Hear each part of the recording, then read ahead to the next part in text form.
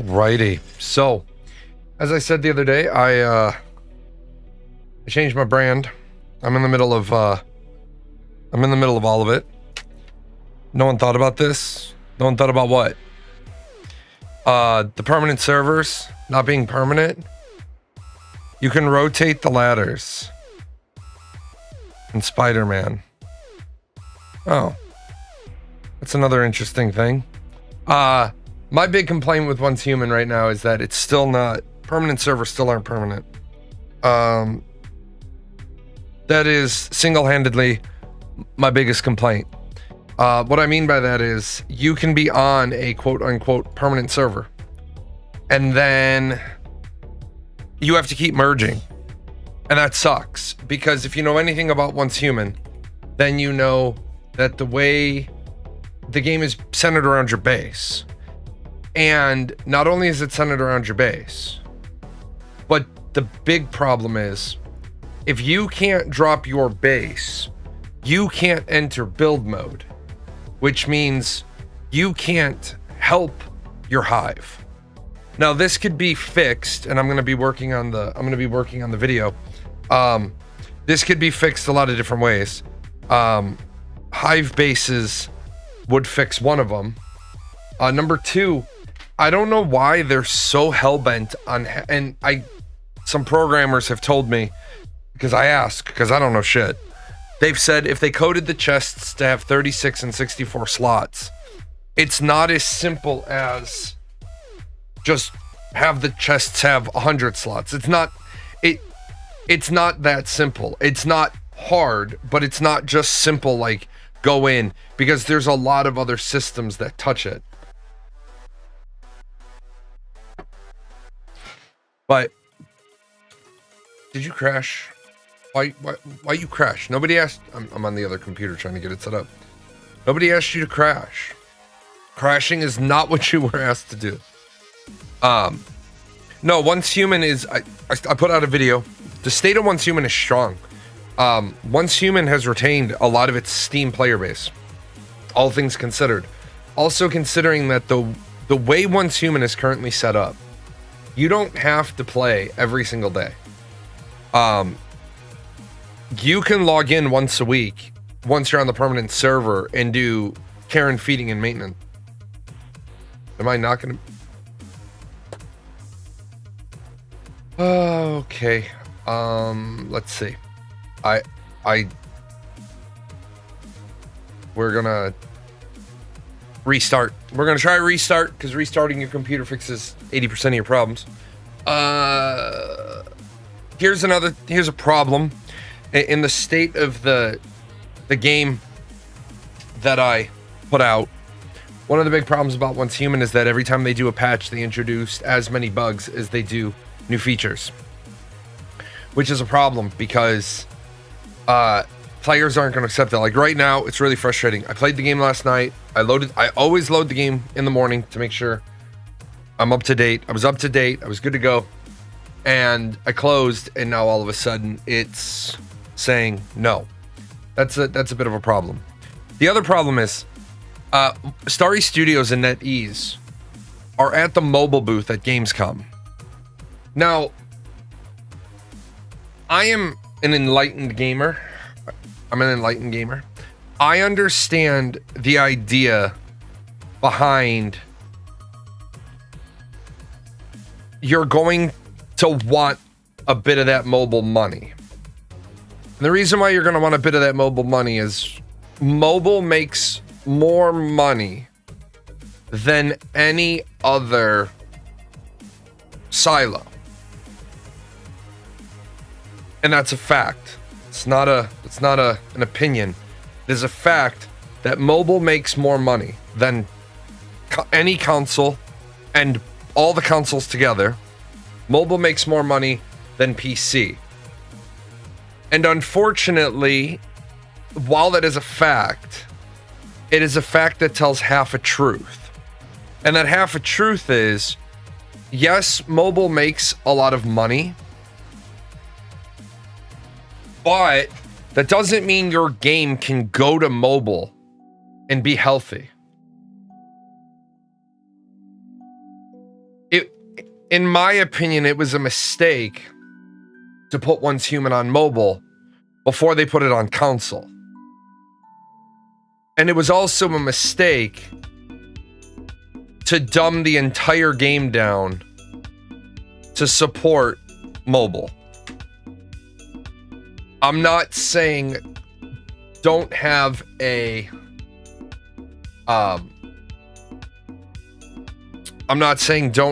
mobile version. But I am saying don't do it this way. Why you want to piss me off, chat text? Why you want to piss me off?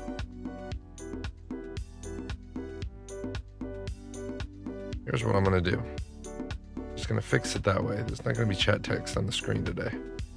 We rebranded. We did rebrand. And here's why we rebranded.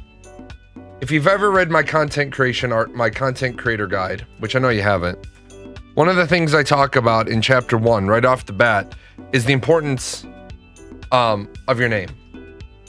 The importance of your name is so important because your name is your brand everywhere. Now, I've been working out of my brand for 9 years. And in some ways, you've actually read that guide? Well, that's good because there's a new article that comes out. I just rearranged my publication schedule a little bit. I'm finalizing that up today. One of the things to say is the importance of your name. Paradox Gaming Network was a great idea for the main Twitch channel, but the plan always existed. The idea always existed that it would be, and this was back 9 years ago when you could still host channels.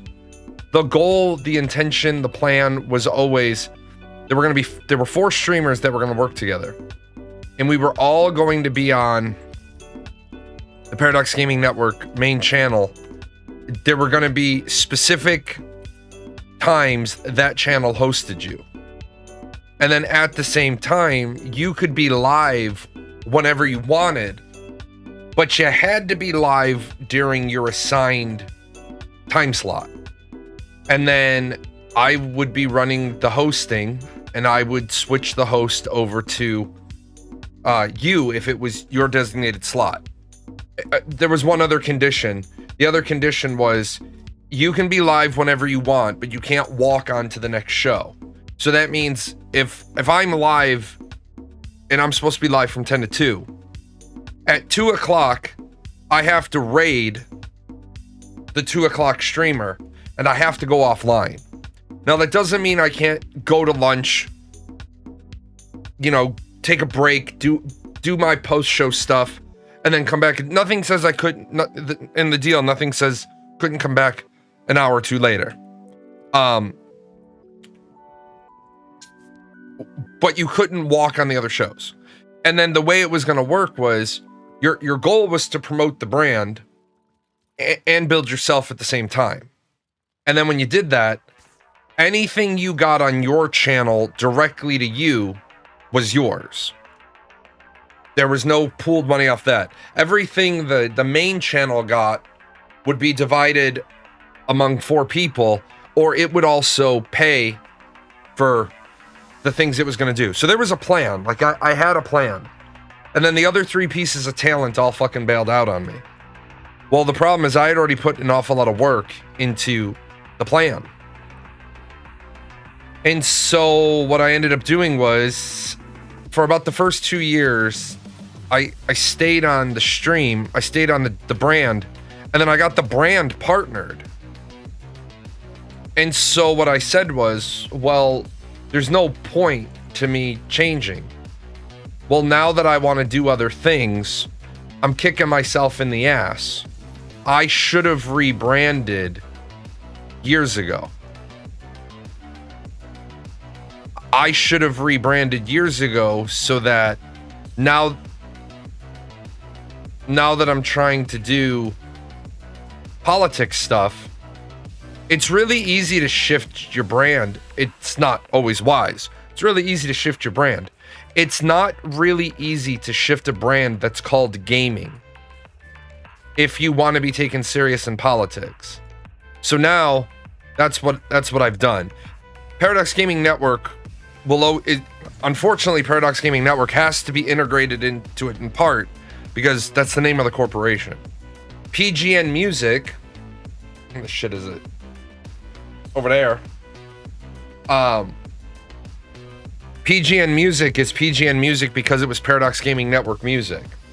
But the rest of it, I'm spinning off myself as a brand. And I do want to say, I do want to thank Pirate Software for this.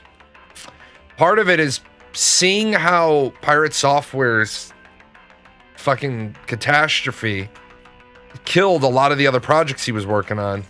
I wanted to make sure that I become differentiated to PGN Music.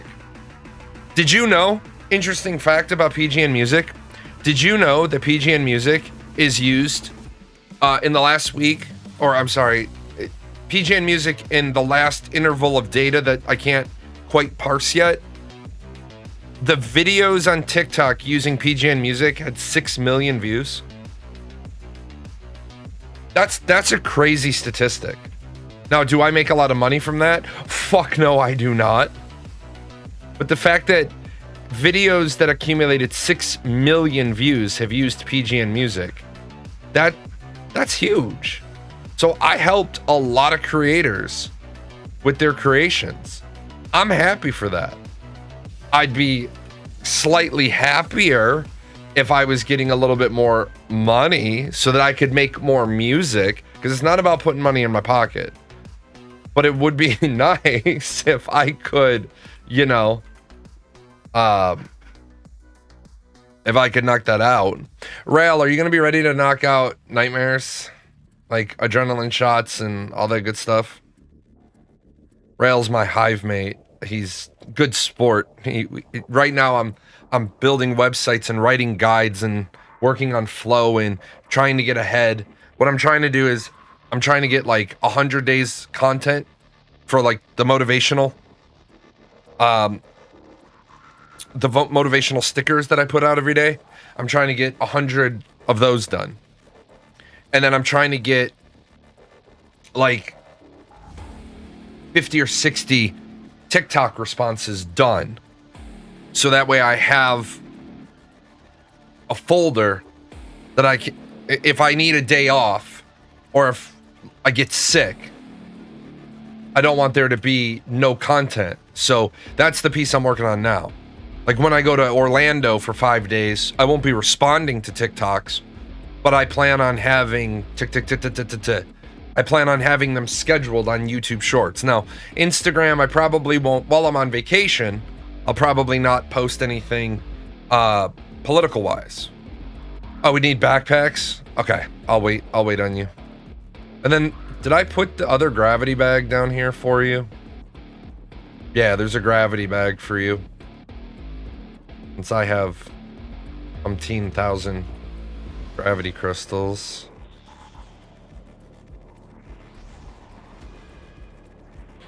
Oh. The other day, I was streaming and I was shit talking Starry Studios. And then right after the show, or I think it might have been during the show, they released the new content. I think they listened, except they listened to the parts that they wanted to listen to, and they didn't take out the meaningful part.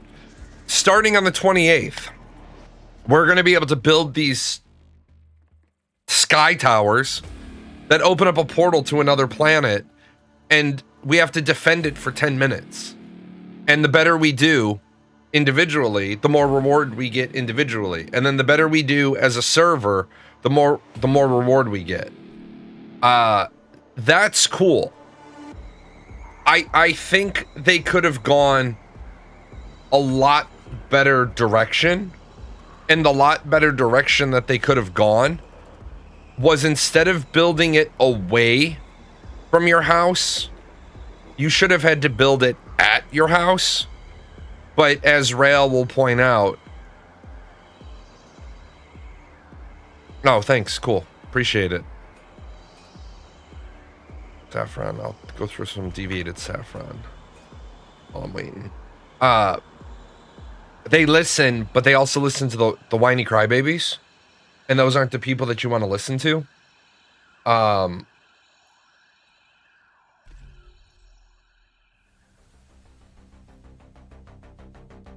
People are like, I don't want to take any damage to my house. Well, tough shit, man. It's a survival game. Part of the gameplay loop of a survival game is constantly having to rebuild your base, maintain your base. One thing that I thought was kind of interesting, what game was it? Shit.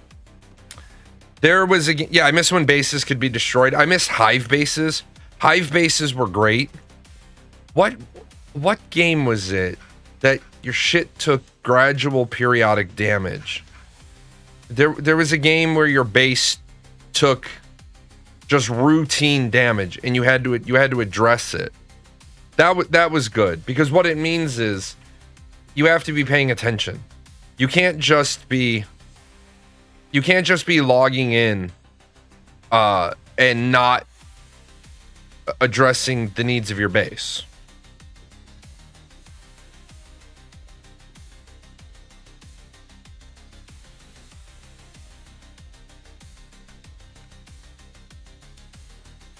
So, wow, was it? Was it this in beta that your base just took like environmental ticking along damage? It might have been, but yeah, I don't see a problem with having to maintain your base. It's not like it's that hard. It's not like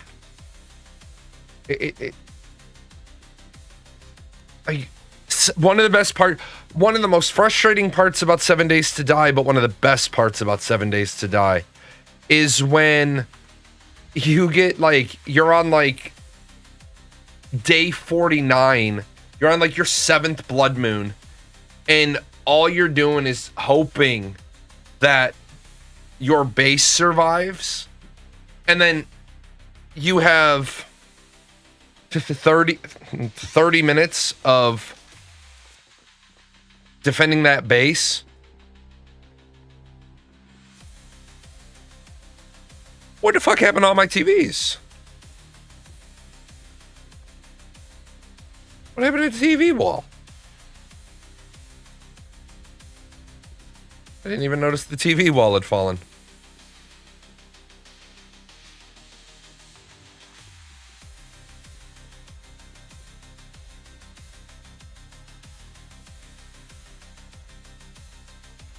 But yeah, 7 Days to Die, that like 7th blood moon, and your whole base is decimated, and then you lived, and you're like, ugh. And then you turn around and there's a horde. Yeah, the re-education room, it disappeared. Gotta rebuild it. Gotta make it more Orwellian.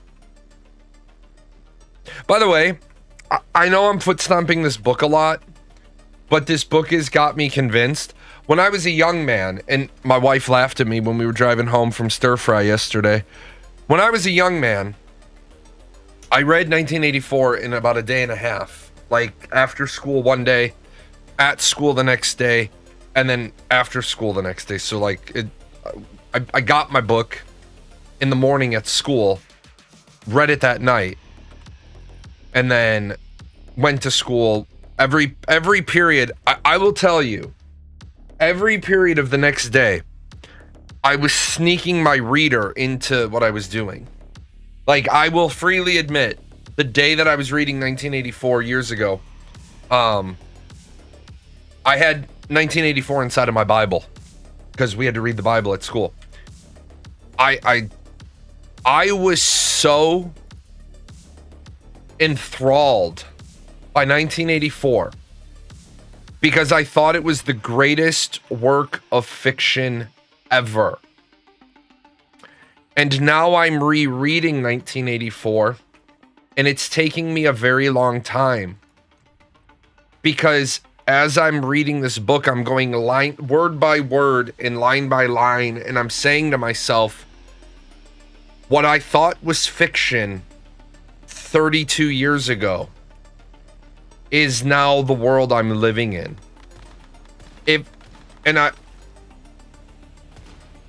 I did a video on Donald Trump to try to explain to people Donald Trump is a convicted felon. That is a fact. There is no opinion here. The opinion comes in, should he have been charged that way? Was it bullshit with the Democrats sandbagging him? All those are opinions. All of those are op-ed. But the fact of the matter is this. If you look his name up in the New York Register against that case number, he's a convicted felon. There's no debate.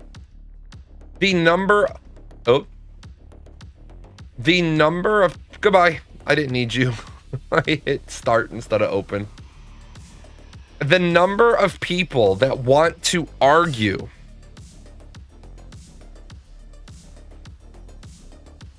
that he's not a convicted felon worries me. His case was overturned at the Supreme Court. Really? Because this case hasn't even been heard at the Supreme Court yet. We're living in a world where people are rewriting the facts to fit their narrative. And it just scares me.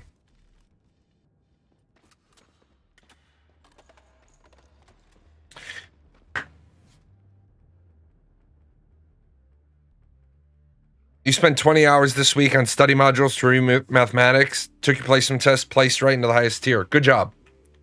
I would expect nothing less. The best you get is a good job, though, because you're a math person. All you get's a good job. You don't get like an attaboy.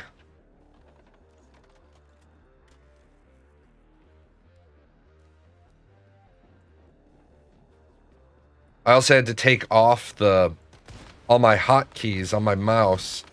I have to write a new profile for my mouse. I kept accidentally putting 7s and 4s and 8s into my writing because it was grabbing my I was hitting the buttons inadvertently. For those of you that don't know this, I don't have really good feeling in my hands. I'm seeing the neurologist on Monday morning for another neuropathy test, but I occasionally my hands do whatever they want.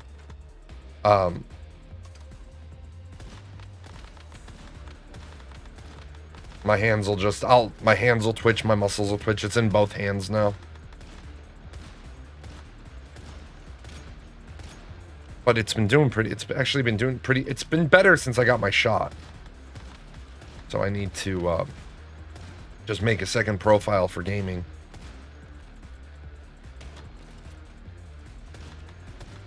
Please go after her.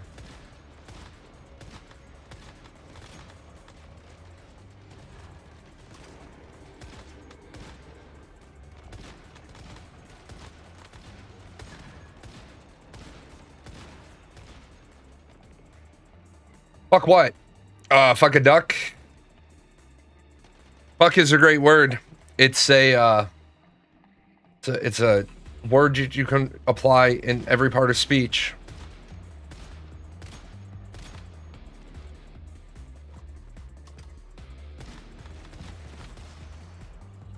People always laugh. They're like, you can't make fuck every part of speech. You indeed can. 1984 is a book that is still relevant here since there are a lot of things that are accurate to the Soviet era. I'm too young to have lived through it, but the older generations say it's accurate. Yeah, and I think here's what I don't get right now about society. There are Americans who want communism, but there's people from communist countries saying the fuck you do. Most Americans, what they want is they want socialism. You finally set me free. I was locked in the account verified to chat. I didn't set you free. Twitch did. Sometimes I have problems with people, and one of the fastest solutions to dealing with people that want to make 18 accounts and come in and troll is to just require the accounts to be verified.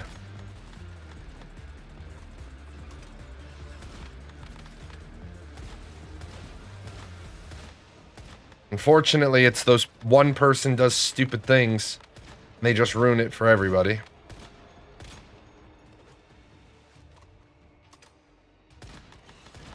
Yeah, the oldest generations are screaming from the rooftops, and the youngest generations are saying, "Okay, boomer, you're exaggerating." It's just like the thing. I hate. That's what I hate. When they kill you right when you stand back up.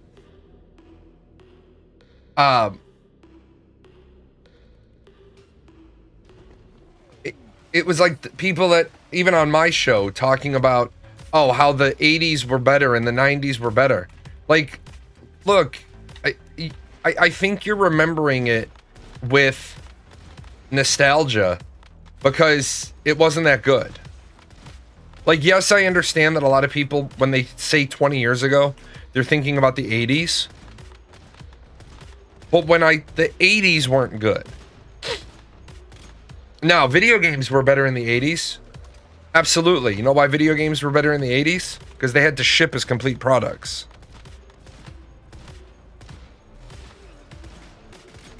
Yeah, nostalgia and only the good stuff. Disco's a little bit before my time.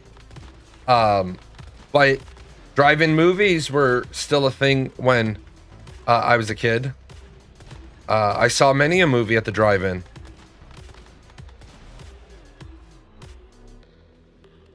You'd love to verify your account, but Twitch just doesn't want to send the one-time password to your phone. You're not the first person to say they've had that specific problem with Twitch.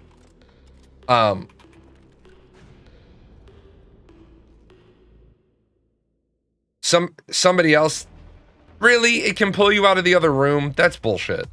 That's bullshit. How are you gonna pull me out of the other room?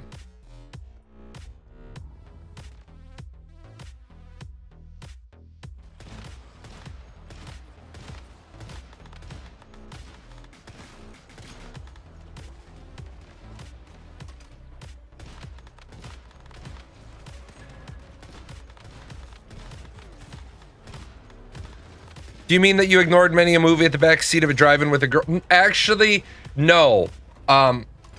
Because of the previous generations ruining it for everybody, by the time I had my driver's license,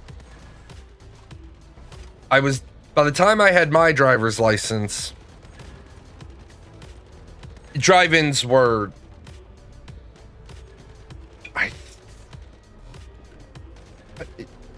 driver's license were like 18 and up only by the time I got my driver's license. And because the way they did that was they checked your ID on the way in, not for the movie, but for the curfew. Because obviously when you're under a certain age, you can't be there that late. But the going to a movie, all that didn't matter because I had my own place pretty early on. I had my own place not long after I turned 16.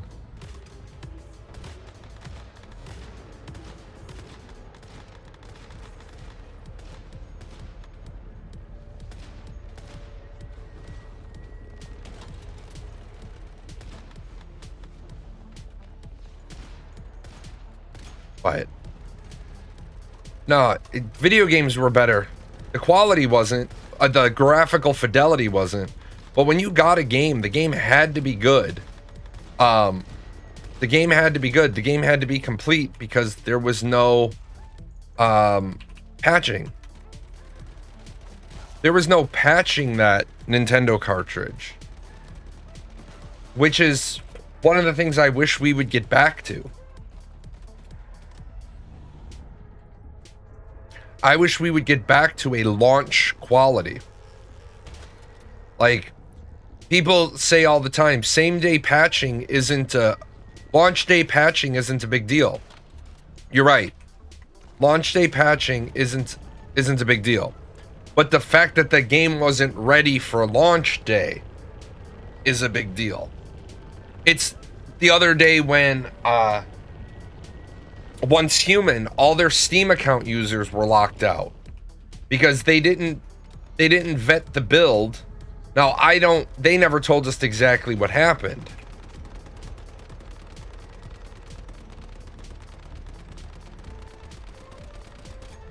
Yeah, back when too many returns would cost the retailer.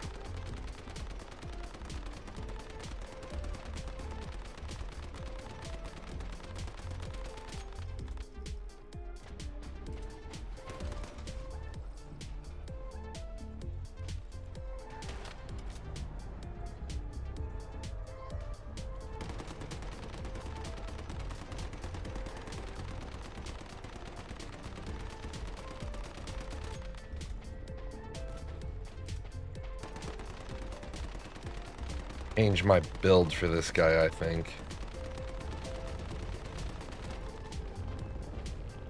I think I should do shrapnel weak spot for him. Because all he is weak spots.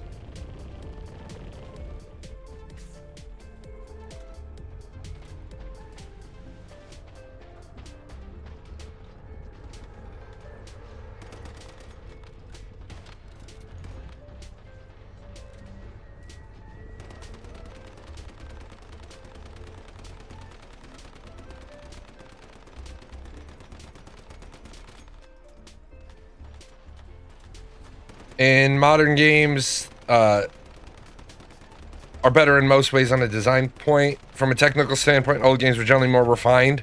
Yeah, you're right. They had to be more refined. Also, the old games, they were a little bit better from this point. From this, the developers knew that the games had problems.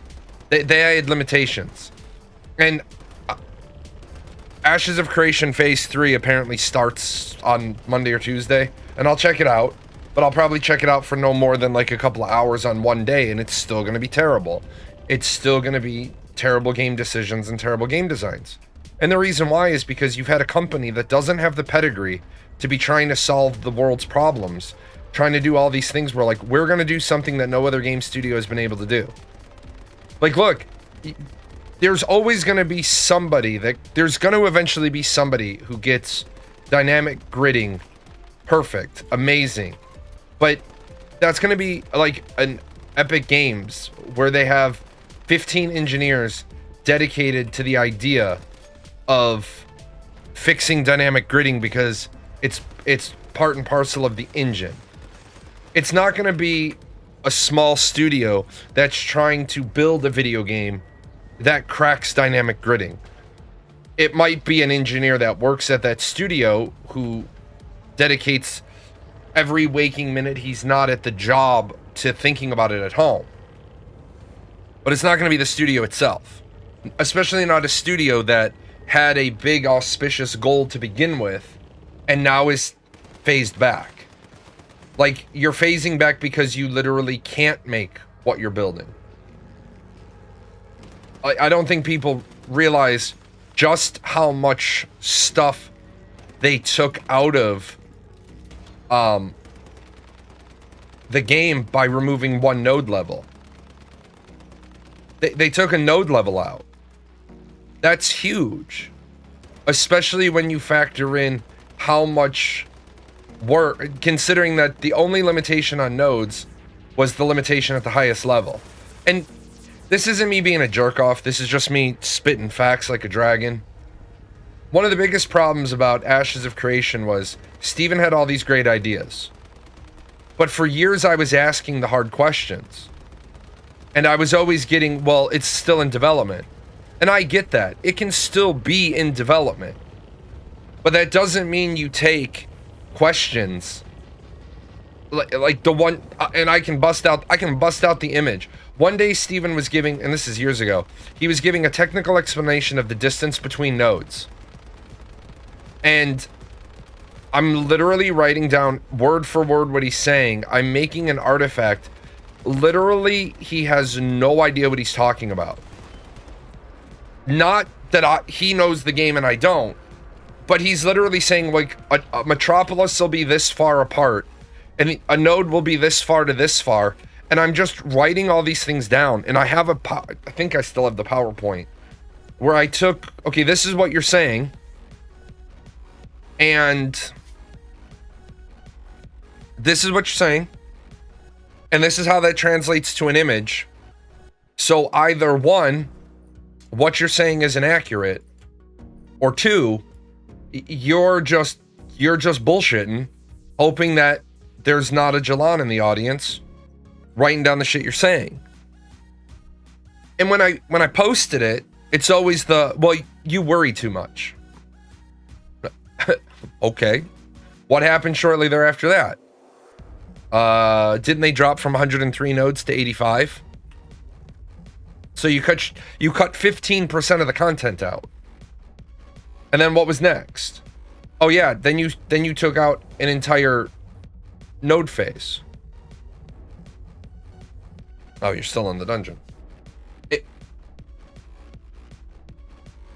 You got to have a plan. So I'm going to be interested to see what we see.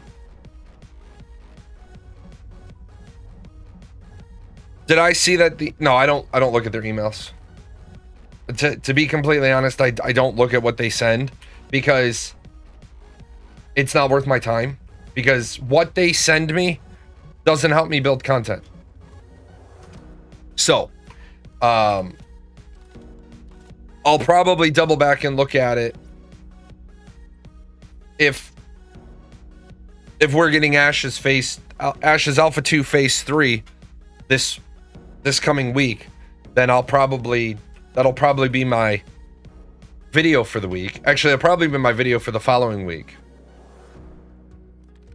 Margaret is so full of shit that you would trust a Nigerian prince before you trust what's in those emails.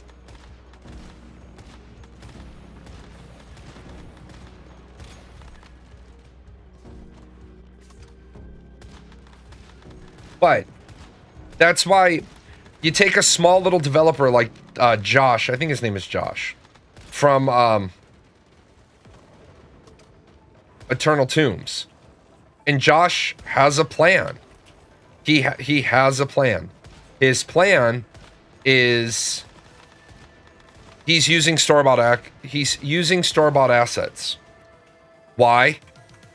Because he can either use store-bought assets and not have the money he needs for the development of code, or he can use store-bought assets, get the game built, the game can become profitable, and then he can double back. And you can always go back and change assets.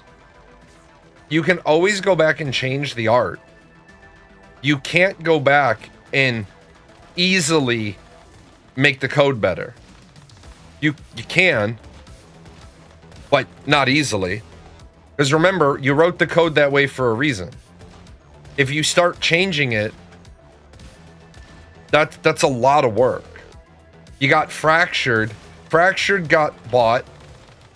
And I feel bad. Jacopo is a great human being. Jacopo is Prometheus is his Discord handle. He's a great human being. He's a good dude. But again, he had an idea. He started building said idea. And then in order to accommodate the loudmouths, he started making big changes to the game. Well, what happened was you were making spot on the fly changes to the game, but then you didn't think about how all those things were going to impact the overall flow. Well, if you didn't think about those things, that's a you problem.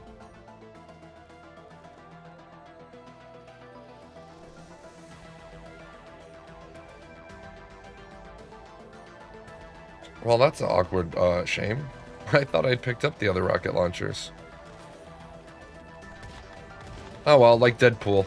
2 swords, maximum effort.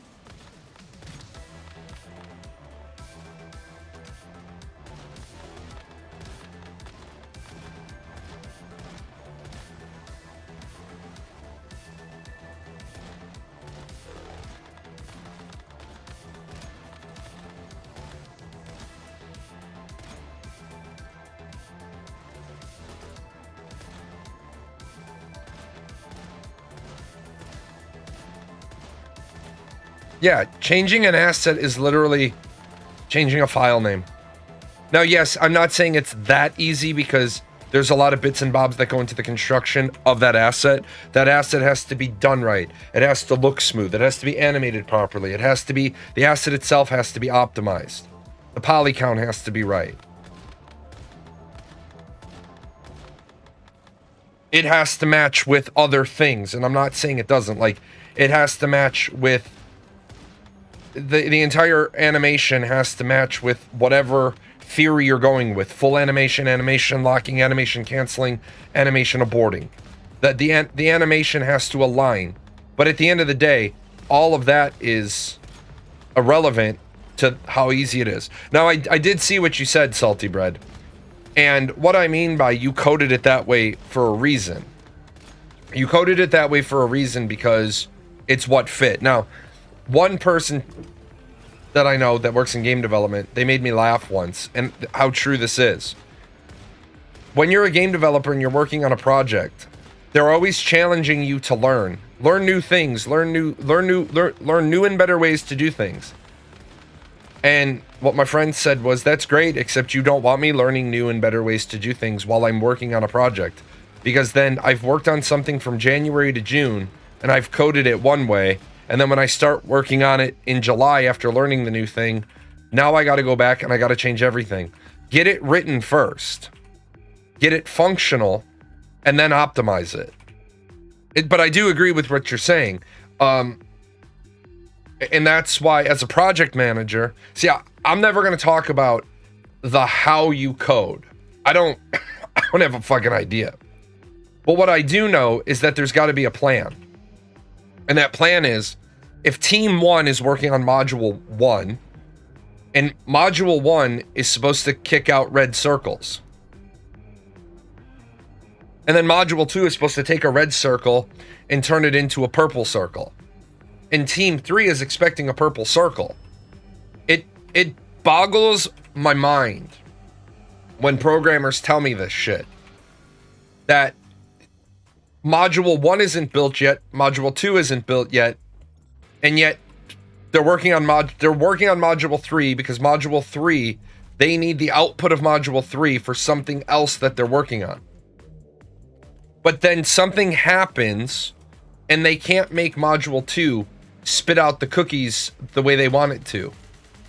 And so everything they did on 3 ends up needing to get retouched because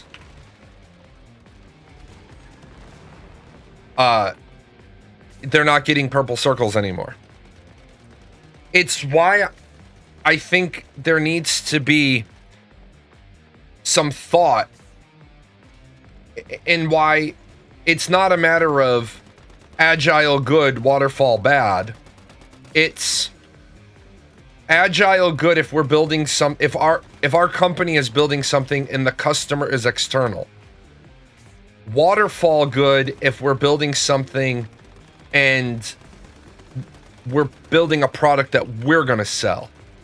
And then a hybrid combination is more ideal. But so many projects are like, we've decided to completely change the direction of the project. Oh, really? Oh, really? Well, like Riot's like, we're totally scrapping what we've built because we're not happy with it. Well, that's good. Totally scrap it then. Keep the ideas, keep the IP, keep the lore, keep all the not code stuff, but go back to square one on the actual coding. Don't try to cobble it together. Because every single person that works as a programmer that I know has told me cobbling together code is how you get spaghetti code. It's like, I'll give you an absolute great example of this. In Crusader Kings 3, it was possible to get the title creation cost down to 0 years ago because you could have 3 things that all reduced title creation costs. And then they realized that there was no way for them to fix the problem. So what they did was they just input a minimum reduction or a maximum reduction of 50%. Well, that works, but they never fix the problem of your math don't math. Now, here's the other problem with your math don't math. If you have $100 and you walk into a store and you have a 50% off coupon, a 25% off coupon, and a 25% off coupon, the item is not suddenly free. Because the 50% off coupon takes $50 off the 100. The 25% off coupon doesn't take 25% off the 100, it takes 25% off the 50.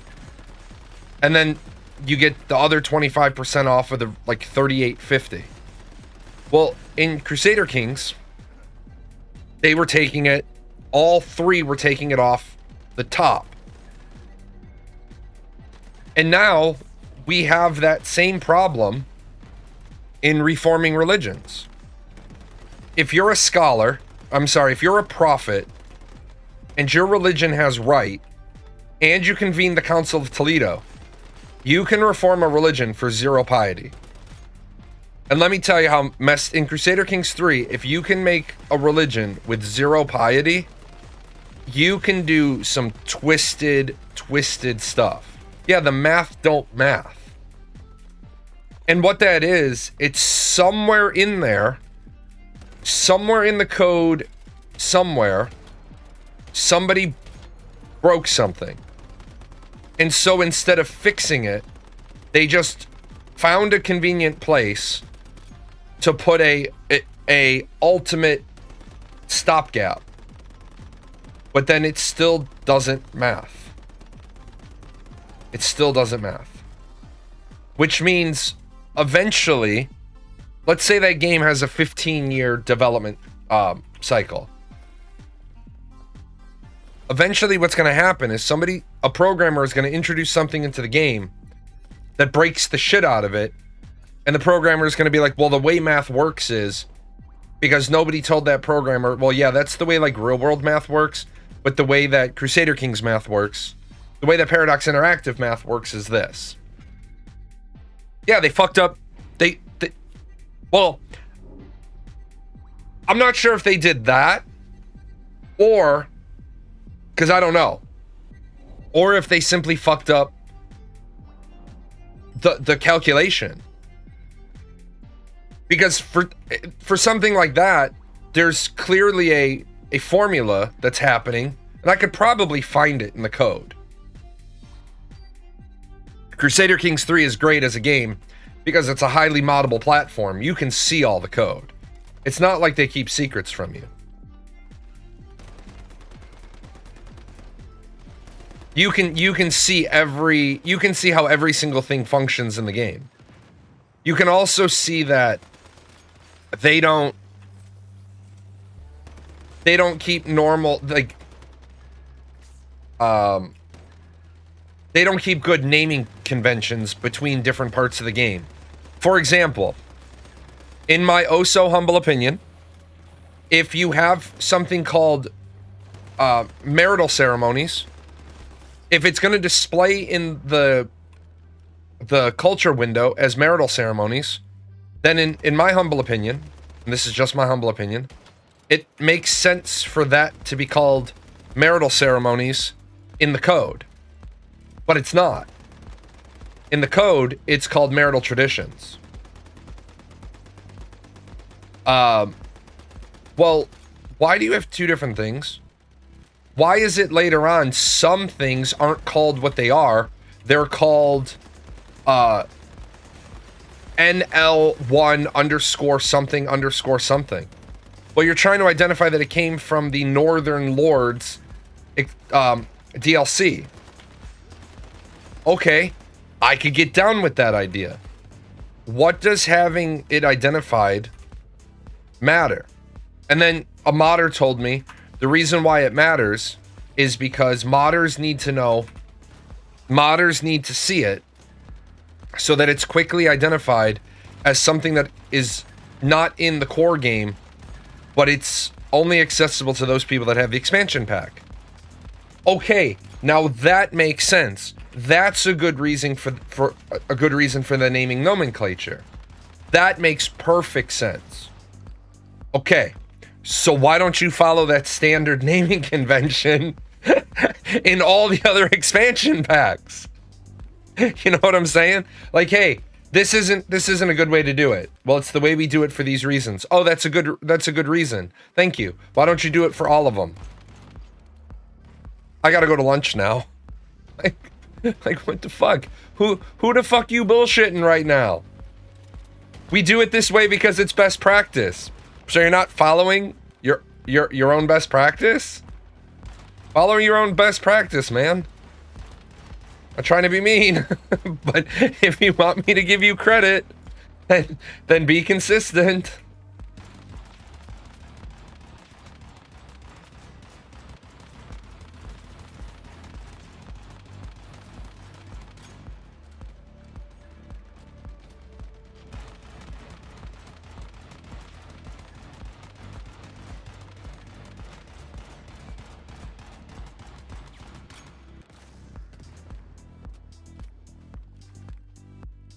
Ain't nothing like a drum-loaded shotgun, right?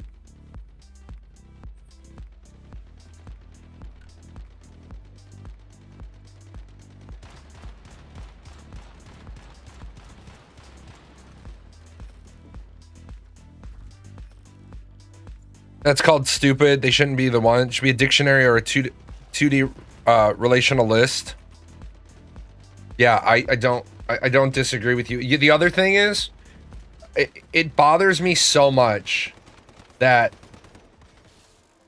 because you can open up the debug console. Some of the things, the way they've done some of the things, is annoying.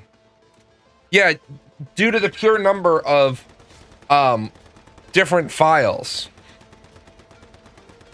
Yeah, and where you put some things in other places. Like, look, and I'll be the first to say this. I am by no means an expert when it comes to naming things. And if you saw some of my HTML file names, you'd be like, Jay, what the fuck are you doing? Like, really, Jay, what the fuck are you doing? But they're meant for me. They're not meant for anybody else to ever assist me. They're meant, and if you've read the Way of Kings series, they're meant for me on days where my intelligence is high enough to be working, but maybe I shouldn't be working on my webpage. He's smart enough to rule today, but not smart enough to make policy. Oh. With that said, I accept and I acknowledge. There's 3 things in programming: naming things and off by 1 errors. Yeah, exactly. And that's where... Ah, shit, I didn't realize he was about to throw his temper tantrum. And that's where the problem comes in. The naming convention. The naming convention makes sense to me. And I will say this, I have a document file. For everything I build, there's a document file. Which means if somebody else ever does come onto the project, they will, with very minimal disruption, be able to read the documentation file. And from the documentation file, and I should put one other piece of clarification on. I use Dreamweaver, which means when and if I ever have to change a file name, if I change it in Dreamweaver, Dreamweaver takes care of changing it on every other page that uses that file.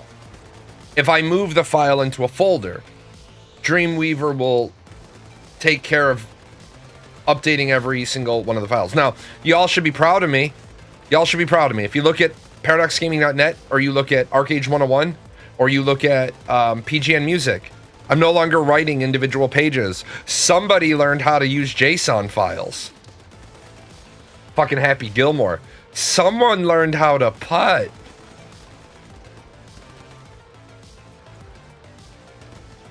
With that said, I now understand what you all were trying to tell me. Yes, learning to use a JSON file was scary. I'm not gonna bullshit you. It was scary. It took a lot.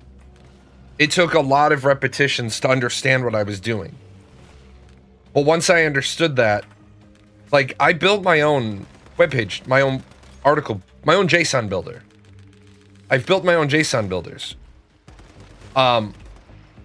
Scary, but it's done now.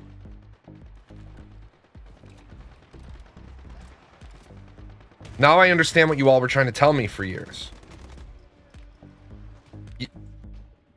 But building a website that's using JSON files, you have to spend an awful lot of time thinking about what you want it to do, because you need to make sure everything's named appropriately.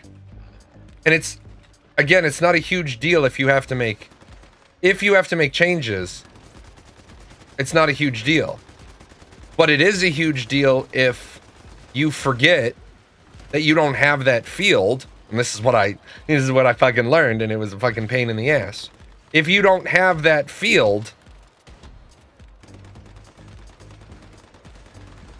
you need to make sure that whatever's calling for it understands null if left blank. And it's been a learning experience. It's been great.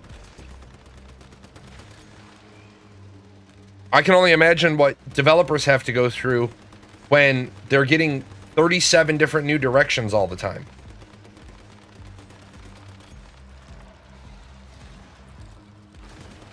It's like I have this belief that game developers, software developers, not just game developers, software developers need to not only make their code revision proof, but they have to make it vice president proof. Like fuck, ever since we're writing this, hey Dram, I'm writing this piece of code. Yep. And I know that the vice president is going to order it changed 6 times.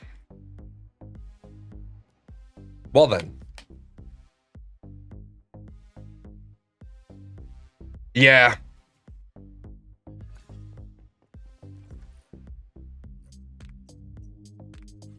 There's sometimes you do more damage than me.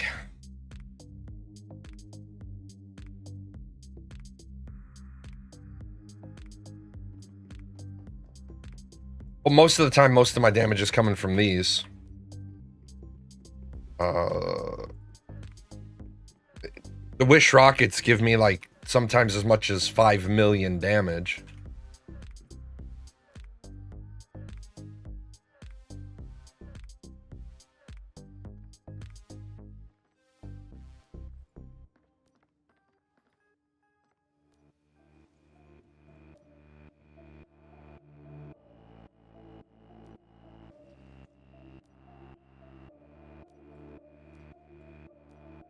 I'm hoping that Once Human, I'm hoping this little event that they're launching next week is going to be good.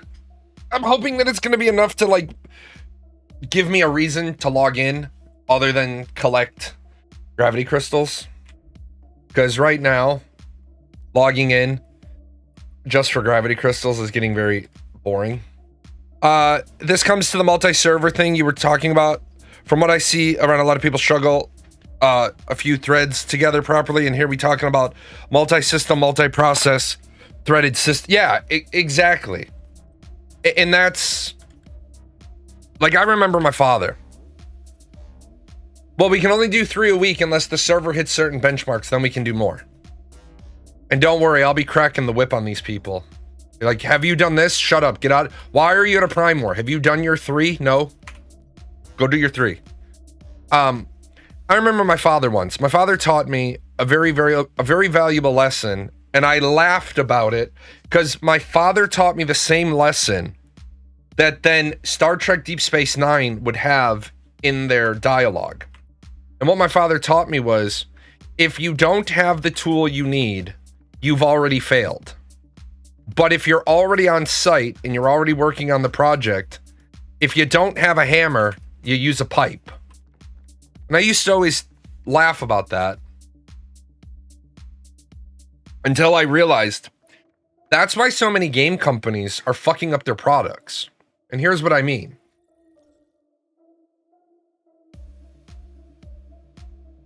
As a project manager, me,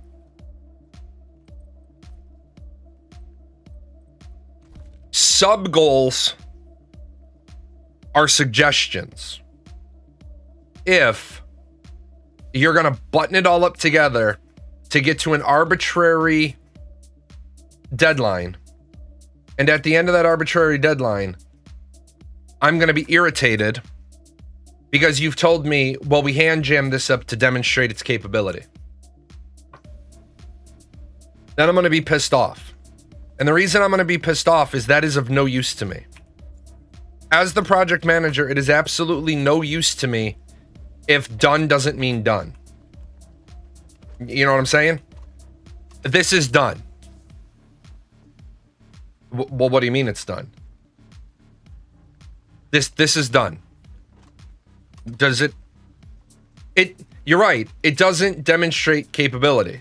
It simulates capability. Now, I get it sometimes. Right? There's sometimes that you're going to do it, but here's where the frustration part is. There is a way that you do project management for a physical, tangible product. And then there's a way that you do project management for a piece of software. In my opinion, there's nothing wrong with saying to the boss, we don't have the conveyor built here. We have up to here done, and we have over there done. So what's going to happen is at this step, there'll be a conveyor belt that takes this over there, and then the rest of the process. I don't think there's a problem with that. But I absolutely agree with define done. Because to me, done means done. Is dinner done? Yes. I go in the kitchen. Is dinner done? Yeah, dinner's done. Is dinner ready? Is a different question. Is dinner ready? If I'm working on something, if I'm knee deep in working and it's not my turn to cook, and I get the message, dinner's done. Okay. I'm expecting to go into the kitchen and have to serve a plate because that's what I've been told. I've been told dinner is done. I haven't been told dinner is ready. Because a meal being ready is ready to eat. Done is it's still in the pot. And when people will be like, you're so in the weeds. No, that's not in the weeds. Is it done? Or is it ready? The software is done, but we haven't printed the boxes. Then the software isn't ready. It's done. The software is done. The product isn't done. Where are we at with it? Has it been QA tested? Which done are we talking about? Because if it hasn't been QA tested, then it's not done or ready. It's nothing. But these are all problems that aren't, and this is where I said I will meet programmers halfway. This is where, yeah, meal ready to eat in the same sentence. You picked up on that, huh? That's my example for the vets. Here's where software engineers constantly make this mistake where they make it seem like their job is the hardest job in the world. And I tell them, boo-hoo, so sad. Suck it up, Buttercup. Your job's not the hardest job in the world. But where I will say their job is hard is this. People that are racing a clock because of external conditions for profitability are putting undue, unfair influence on programmers, and they're creating the environment for these problems to exist. And the programmers, a lot of you agree with me. There's three types of programmers. One type of programmer is 48% of the, or 49% of the programmers. How long is this going to take you to do? I need 3 days. And 3 weeks later, you still don't have it. The other type of programmer is, how long is this going to take you? It'll be done in 3 weeks. When in actuality, it's only going to take them 3 days, but they're trying to self-manage their own workload. And then you get the last 2%. I can do it in 3 days, and it'll be done in 3 days. And that's what we need. How long is this going to take you is a question. When is this going to be ready is a different question. But since project managers aren't good at asking the question they need to know, software engineers are one of the only people that I will give permission to answer the question I'm not asking. Because I need to know how long it's going to take you to do this task. And then I need to know how many other tasks are in your way before you can get to my task. You know what I'm saying? One of the few people that answer the question I'm asking, not the question you want to answer. Software engineers, based on everything, all the hours of listening to you guys talk about how shitty your leadership is, you should always be giving 2 answers. The question you asked me was, how long is it going to take to get done? It will take me about a day to do. However, I won't have it done for 3 weeks because I have 3 weeks of work ahead of it. Because then as the project manager or the boss or whatever, then it's my job to figure out what work can we offload off of you. And all you software engineers, you all know what I'm talking about. You're talking about the pet projects. You're talking about the wouldn't it be nice if. Wouldn't it be nice if we increase the spacing on the UI by a half a pixel? No, asshole, it wouldn't be nice because 18 times we've asked you if these are the final specs for the UI, and you've said yes, and now all of a sudden you want to make changes. How about we leave it out as it is, and we finish functionality, and then when everybody is together, when all the stakeholders are involved, when all the people who get a say about the UI, when all the testers get it, how about we wait for that before we start making picky fucking unish changes that are happy to glad? Because at the end of the day, does the user give a shit if the pixels are a half off? No. Then don't change it. If it doesn't make the user happier, or we need to decrease the spacing of all these icons by half a pixel, because if we do that, we can get one more pixel on the UI, and it's something that the users have said it would be really handy if there was one more slot. Oh, okay, now we're responding to the needs of the customer.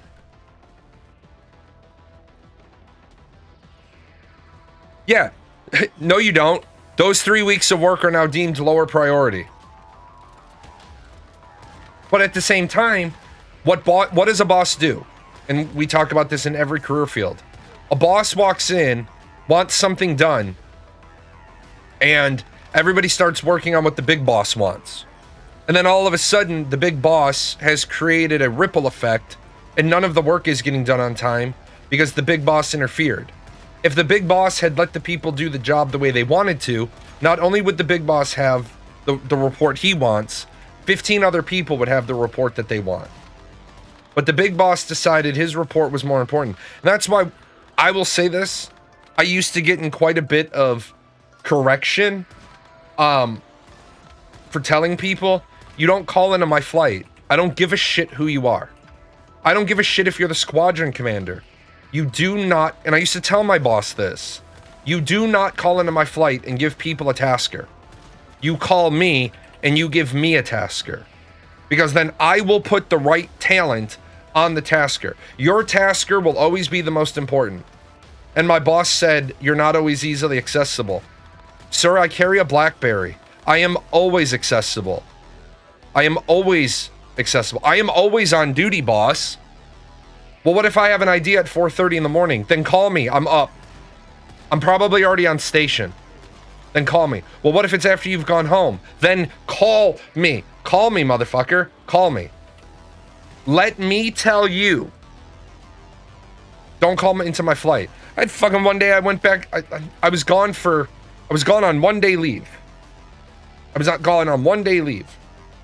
And my boss decided because I was on 1 day leave, he wasn't going to call me. He called my flight, got them working on a tasker. I got back on Monday and nothing for the week was running right. Nothing.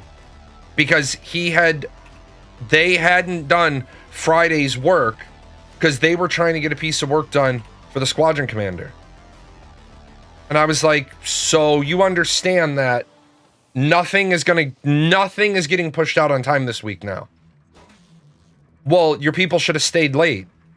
But they didn't. But they didn't stay late. It doesn't matter what they should have fucking done. What's a flight? A flight, I'm sorry, it's an Air Force specific term.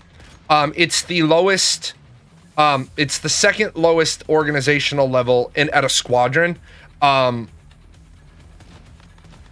It roughly translates to a platoon. Roughly. But it not really. It's a specific job function. So, for example, the fuels flight. They're a flight. Yeah, Navy uses it too, but not in the same way. So it's basically, I don't want to say it's the lowest level of division because inside of a flight you have sections. But it's the blocks that make up a squadron in the Air Force. Because you have a flight commander, and then you have the OPSO, and then you have the squadron commander. It's like, dude, don't do that. And I had a really good discussion with my boss after that. And I said, sir, I am not too big for my britches. I understand you're the big boss. But at the same time, you have to understand, oh shit, where the fuck did you come from? Motherfucker, get the fuck away from me. I said, sir, I understand that you're the big boss, but you don't understand how my flight works. Because you haven't been a flight commander in 15 years, and shit's changed. And that's where programmers, I will be the first to say, everything you guys have said to me over the years, it's not software developers that are fucking up video game deliveries. It's the management that's fucking up the video game delivery. We've been building this for 2 years, and now you decide that you want to go a different direction. But when I ask you why you want to go a different direction, you have no fucking earthly idea, other than the CEO said you need to implement ideas that are going to increase profitability by 20%. But since we don't even have this fucking thing built, we don't know what's going to be profitable and what's not. Do I have that right? Yeah, programming is easy. People are annoying. Absolutely. You know, most of the projects that I ran in the military over the years would have run a lot better if it wasn't for all the other fucking people. Which is what I used to laugh about. Like, when shit was going wrong, my one boss, he was hilarious. He was a great boss. He gave me a lot of top cover. We need to get this done. Do I have to be nice? And I remember the one day, he was like, nope.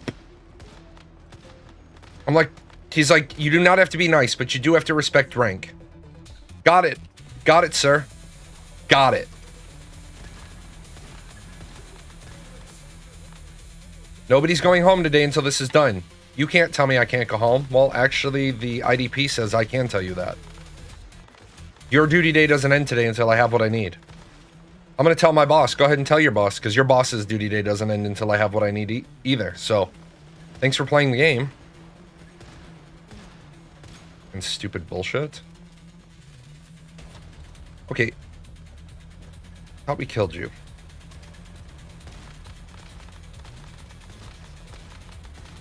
See, that other room you can skip all the ads as long as one person can run around and hold aggro. This room, there's always guys that can basically one-shot you. The amount of times I was asked to do something because that's what everyone else is doing, I just ended up saying, pass it off to someone else, I'm busy. Yeah, right? Fucking surprise Pikachu face. Programmers love to solve problems. Give them a problem, a Pikachu plushie, and a comfortable chair. Let them bring in their noise-canceling headphones and leave them the fuck alone for 8 hours. You'll never have a more productive employee. Yes.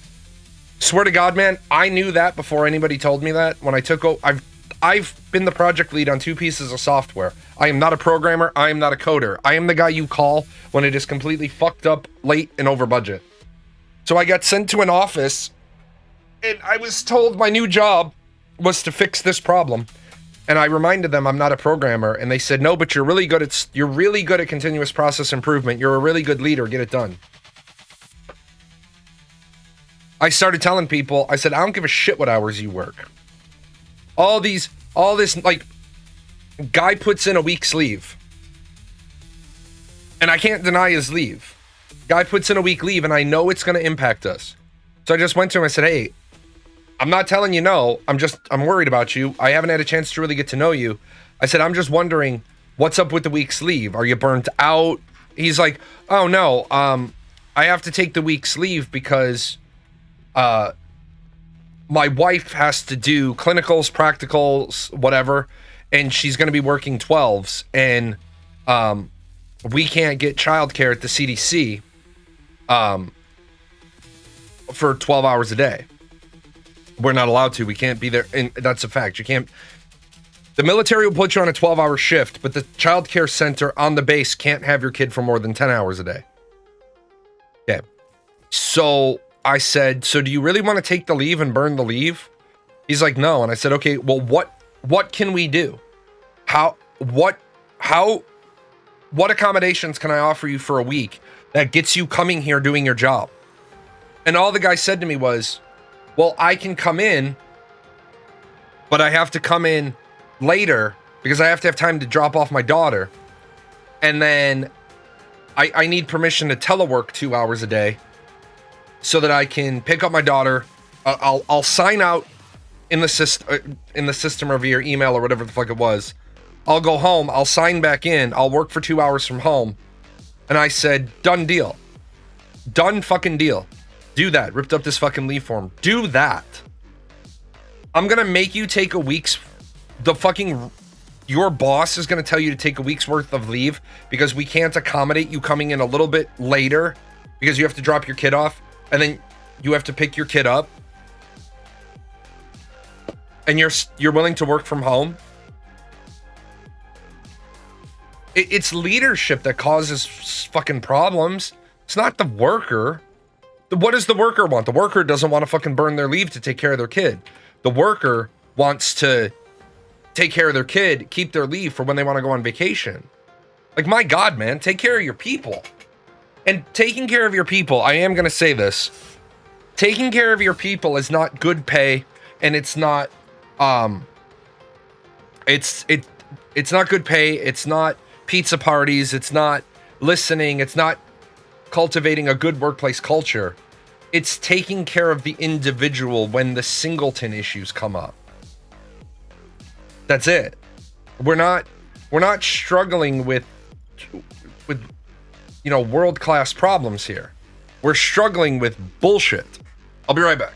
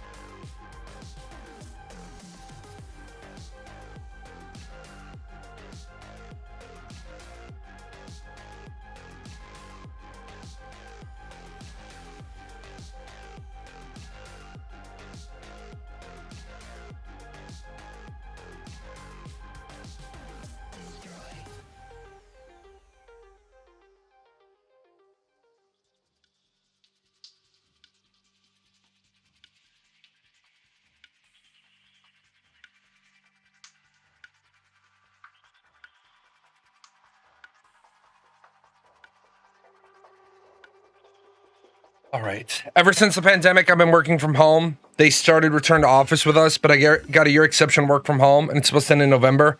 For their sake, they will extend another year. That's if they want the same amount of productivity. Otherwise, coming to the office will cut that down to about 90%. Did you know, interestingly enough, that most people only do 3.5 to 4.5 hours work in an 8-hour shift at the office? because of the thing that I've talked about on many occasions of, hey boss, you got a second? All the people walking around, look, I don't need to fucking know that your kid has gonorrhea. But Barbara's on the phone with the fucking doctor talking about how her kid has gonorrhea. I don't need to know that shit, Barbara. Now, what you'll say is this, ready? I will happily address what you just said. Part of the problem is that there's so much bullshit crammed into the average work job that they know, like, everybody knows this. Nobody wants to address it because it would cause the fucking worker system to collapse. Yeah, you're right. You can barely get 2 done. People are fucking dumb at the office. People complain that management doesn't trust them, but then they act like they need to be fucking babysat.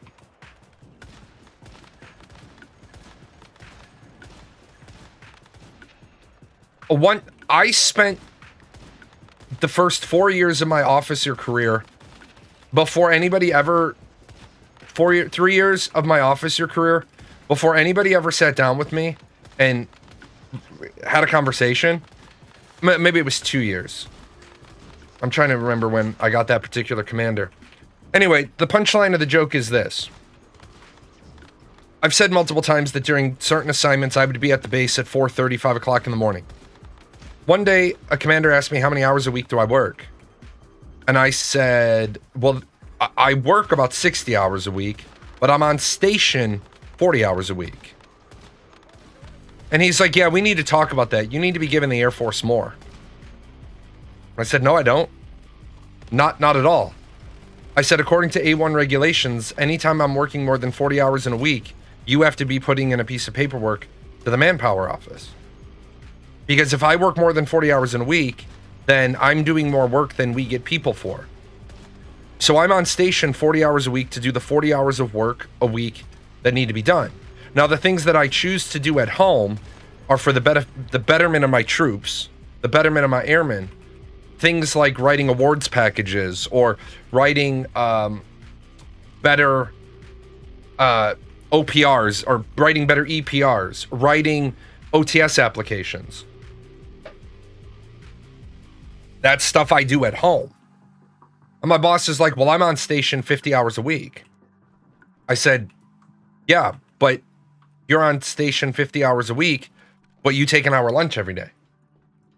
And you go to the gym for 2 hours every single day. So he's like, yeah, you never come to the morning basketball games. Because I've already been at work for 2 or 3 hours before you guys get here. I am not going to stop the middle of my workday to go play basketball. I don't like basketball. He's like, well, it's team building. How the fuck is basketball team building? I don't want to play basketball. I don't like basketball. And then I just threw it down with him. I said, fine, sir, I'll come to basketball if once a week you all join me on my run. And he was like, hell no, I'm not joining you on your run. You run like 7 to 10 miles a day. I said, but sir, we have to run for a PT test. So where's the team building? And that's exactly it. I don't need any team building, sir. I'm not a team player. There's no I in team, but there is a me. But you know what I don't see in win? You. I don't want to be on your fucking team.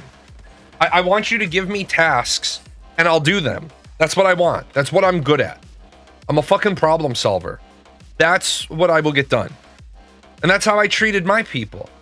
Now, did I have a handful of people that liked camaraderie, liked team building? Yeah, I did. So we had that. When we had the long period of time where the majority of our aircraft were off the station, on Fridays we went and played sports for PT. But we played soccer, we played football, the things that the flight wanted to do. We barbecued, we had a good time, right? But as soon as the aircraft started coming home, we couldn't play anymore. We had to get back to work. Give your people what they want. So much work time is wasted. So much work time is wasted. I loved working from home on snow days. I would log on at 6 in the morning, 6:30 in the morning, and I would keep my laptop open till 10 o'clock at night, and my laptop was my phone. So if my laptop was on and set up, there were people calling in for technical assistance.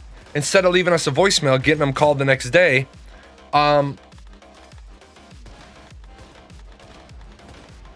they were getting answers. And there's so many times when I was home on a snow day, I'd pick up the phone at like 9:30 at night, and they'd be like, "Oh, holy shit, somebody's there." And I was like, "No, I'm at home, but it's a snow day and I still have my laptop on. What can I do for you?"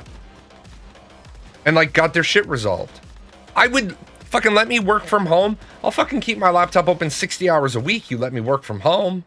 Shit.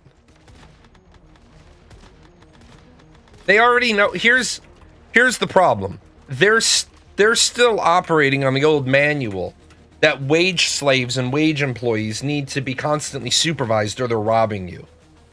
And it's a bullshit model, and it's a bullshit idea. They just want it, they want to get their work done. The other problem I have with it is, if you tell me that I got to get 75 things done every single day, why do I have to stay there if I'm done with those 75 things by 3:30? If I had a particular day where I got the 75 things done by 2, why can't I leave at 2? And then what they'll do is they'll say, "Oh, you can leave at 2. Oh, are you going to pay me till 4:30? Well, no, because you're not here." Okay, well then I'm going to get done 75 things. But I'm only going to get done those 75 things. I'm not going to do any more work.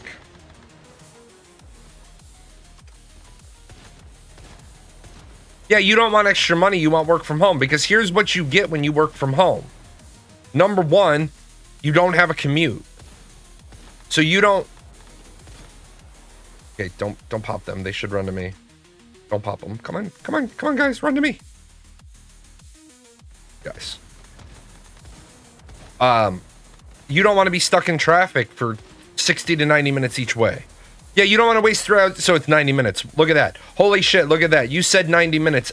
You typed 90 minutes as I said 60 to 90 minutes. You said 3 hours as I said 60 to 90 minutes. You don't want to waste 3 hours of your fucking day on the commute. And here's what you just said is a great example of what employers don't realize. You are more than happy to work a little bit longer if there's something that needs doing.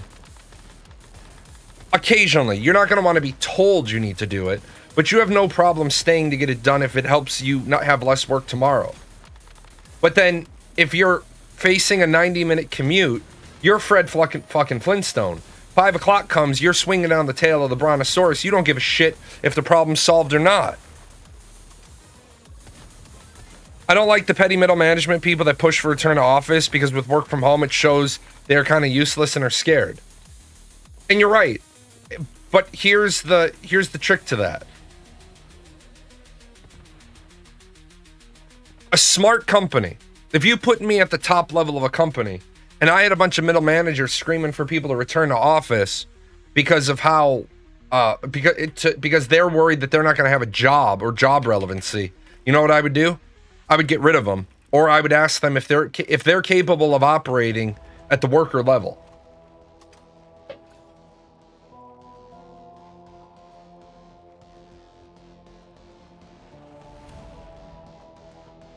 Because middle management doesn't generate revenue for the company, but worker level does. So if I could get rid of 5 middle managers and bring on 5 more workers, how much more money could I generate? But then again, I believe in something that a lot of company owners don't believe.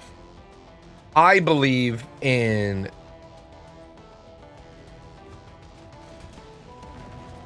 profit sharing.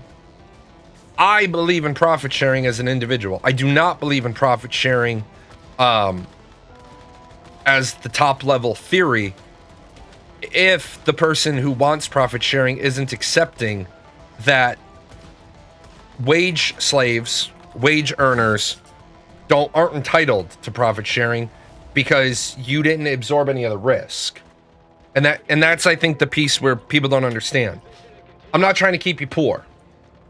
But you have to understand the concept. Because until you understand the concept, you can't really be part of the conversation. It's like today, my politics short was on property taxes. And people complaining about, what do I actually get for property taxes? Why is it that the government can take my house if I don't pay my property taxes? And then some people are like, I would rather just be billed. Okay, so if the government bills you and you don't pay your taxes, what the fuck do you think they're going to do then? They're going to put a lien on your house, then they're going to levy your house because you have an outstanding debt. Anybody can, not anybody. There are certain creditors that cannot seize your primary residence. But the government can. Like, why do you want to say,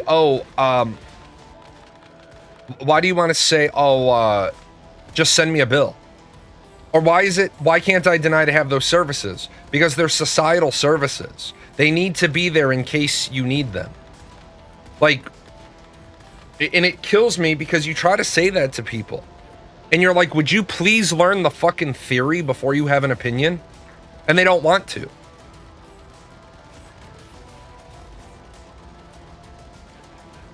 Like, when I was a kid, I went to private school. My parents paid taxes for the public school, and I went to the private school. So when I was a young man, I used to be against property taxes. But then the problem was, I realized as I got older and I got more mature and I got more seasoned that you can't just spin up services when you need them. Like, I didn't send my kids to private school, mainly because everywhere I've lived doesn't have good private schools. Everywhere I've lived has had really strong public schools. And so the thing is, like, somebody said, why is it I pay to have courts, but then when I go to court, I have a court cost? Well, because one of them is an infrastructure cost and one of them is a usage cost. Imagine you needed to go to court and then we have 5 or 6 people who are on the local magister's list, and you go to court that day and you need something signed or heard or whatever, and then they're like, oh, by the way, it'll be a $5,000 fee for you to have this heard. And you're going to say $5,000, that's fucking absurd. Well, now you're talking about having to spin up a judge and bring a judge into work for your case, for your thing. It's not like he's there and you just pay a little bit of the cost for the city clerk and the clerk's office and the fees and the notary public that they have to have and all those. You literally are like, oh, I need this service, you need to bring a judge in. Well, the judge wants to get paid too, unfortunately. Sometimes people are a bit... Then those people who don't want to pay taxes wouldn't mind not having any of those societal services. And I use an example. I use an example of that. People... that we have a house that burned down in our unincorporated area of the town. And what had happened was, every year in the first full week of January, not the first week, because it has the first and all the fucking holiday bullshit days. In the first full week of January, the fire department contacts every single person living in the unincorporated area. And what they tell them is, hey, it's time for you to pay your annual $75 fee to the fire department. And when they're asked why, well, because you don't pay property taxes being in the unincorporated area, we don't have fire service on the unincorporated tax bill. So we're contacting you directly. Your fair share is $75. Well, this one guy, he didn't pay us $75 one year. And he happened to have a fire. It's not a gated community. What it is, it's unincorporated because we have a lot of farmland. So in the middle of the city, we have the normal area. And then in the unincorporated areas are normally the farms. But even the fucking farmers pay to be on the fire insurance or to have fire coverage. But then there are some people where, like, somebody has bought like an acre or 2 or 5 off of a farmer. It's it's not, it's regulated by the town for some things, and it's not regulated by the town for other things. A good example is inside the town limits, we can't burn leaves. Yeah, great AI there. Just fucking stood there. Inside the town limits, we can't burn leaves. But the unincorporated can. Because, believe it or not, burning leaves is bullshit. Yeah, the farmer worth his salt will pay 10 times what the fire department is asking because they know crops are just a firestorm waiting to happen. And if your address is covered by the fire coverage, so is your farm field. The fire department will come out and they will try their best to put the fire out in such a way that doesn't fuck your crops up. Well, one of the people, they thought that they were smarter than the system, and they thought that not paying fire insurance was a good way to save money. Lo and behold, they had a fire. And that sucks. When they called 911, the owner of the house recalls, they were told, 911, I have a fire. I need the fire department. What's your address? They gave the address, and the 911 operator said, I need you on this recorded line to authorize that you are going to pay the bill for the fire department to roll out because you don't have fire coverage. And the person's screaming, hollering, yeah, I'll pay whatever. I'll pay the $75. And the 911 operator is like, sir, the minimum rollout cost is $30,000. Now, do I think that situation sucks? Yes, the fuck I do. And do I understand this guy hooting and hollering for months? Because he lost everything.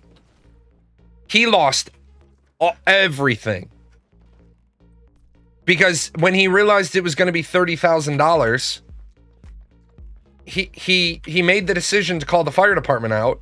So now he's down 30 grand.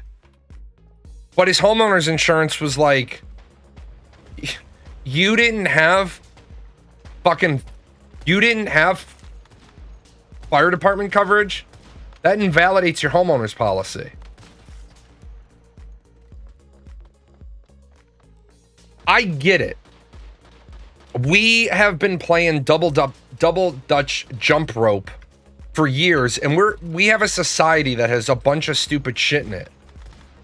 But at some point in time, we have got to stop hand-holding people and say, yeah, you're personally responsible for your stupid bullshit actions. You made a $75 choice that cost you your house and a $30,000 bill.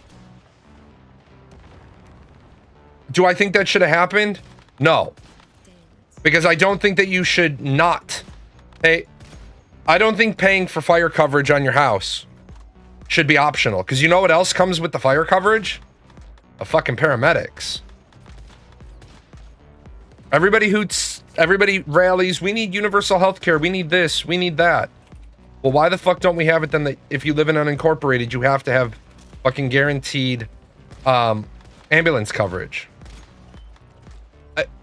People that say that taxes are unfair, I don't disagree with you. You want your money to go to big titty goth girls and strip clubs. I want my money to go to schools and universal health care. And I get it. You're upset because your duly elected representative is being basically bought by lobbyists. And I'm not disputing that. I'm not denying it. But we live in a society. And that's the piece that I think we've lost. We live in a society. The big titty goth girls strip clubs, I can't tell you, man. Those clubs are like Fight Club. We don't talk about them.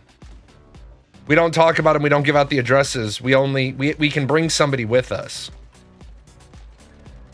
Surely you all know that's a lie. I don't frequent strip clubs.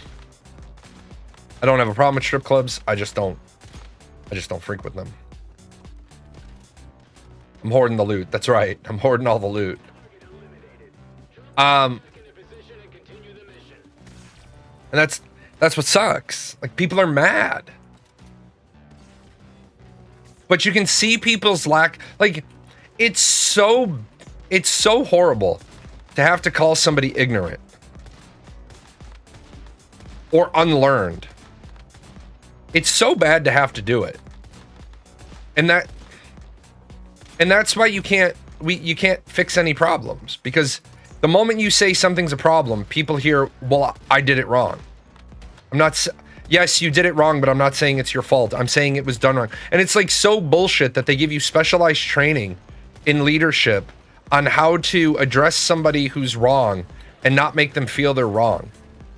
Like,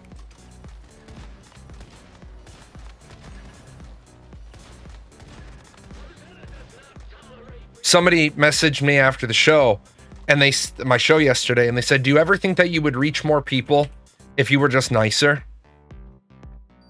And I said, yeah. They said, then why aren't you nicer? I said, because I tried that shit for 8 fucking years and it doesn't work. Because the quote, you can change the mind of 500 scholars with one fact, but you can't change the mind of one idiot with 500 facts.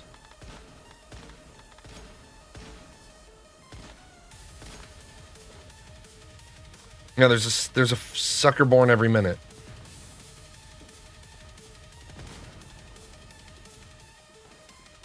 Yeah, you don't want nicer. Yeah, exactly. You don't want nicer. You want people to tell you how it is. Like,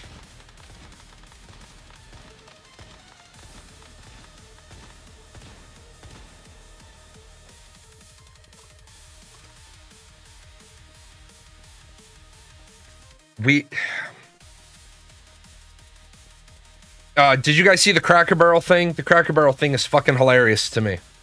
The Cracker Barrel thing is fucking hilarious. In a week, the CEO has cost the company $250 million. Meanwhile, Denny's made an announcement. We're not changing anything about our menu or our locations, and Denny's stock is up 5%. Okay, since I'm white, I can get away with this. And if any African Americans need to clip it, feel free, and then I said it, not you. The name of the place is Cracker Barrel. On the logo, there was a cracker and a barrel. You have now taken off both the cracker and the barrel.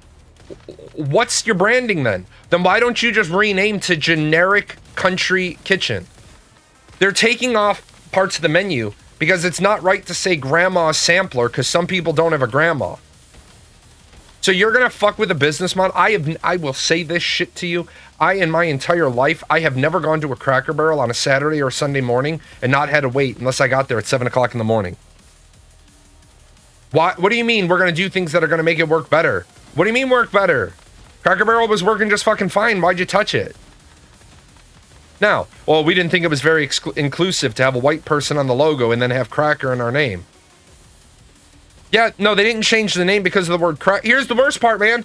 They didn't change the name of the location because of the word cracker in the name. They took the cracker off the logo. They took the white guy off the logo. White dude's been on the logo since the fucking creation of the restaurant. You used to look forward to Cracker Barrel on road trips. Yep, me too. In fact, Cracker Barrel is our #1 road trip location, because the food is good, and during the summer months, I get to have the beef campfire, which is a personal favorite of mine.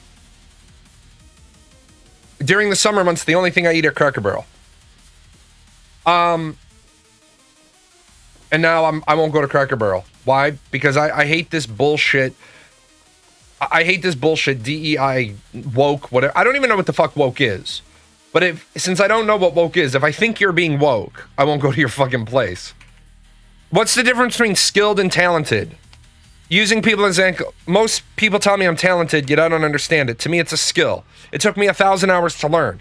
Because as far as I remember from school, being talented means being born with superior innate abilities. You are absolutely correct. being talented and being skilled, okay? Talented is when you have innate skill.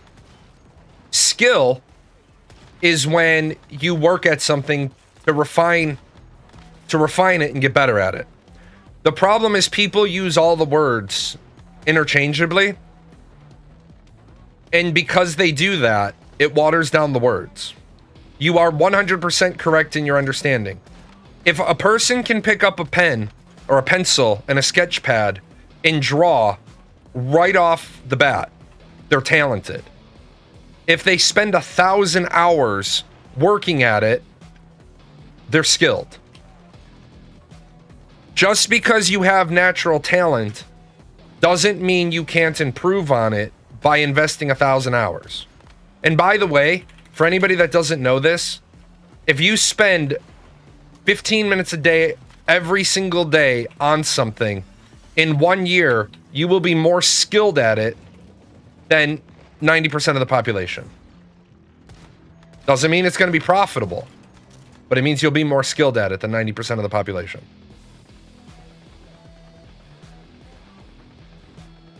But you are absolutely correct. Talent is a cheat, yes.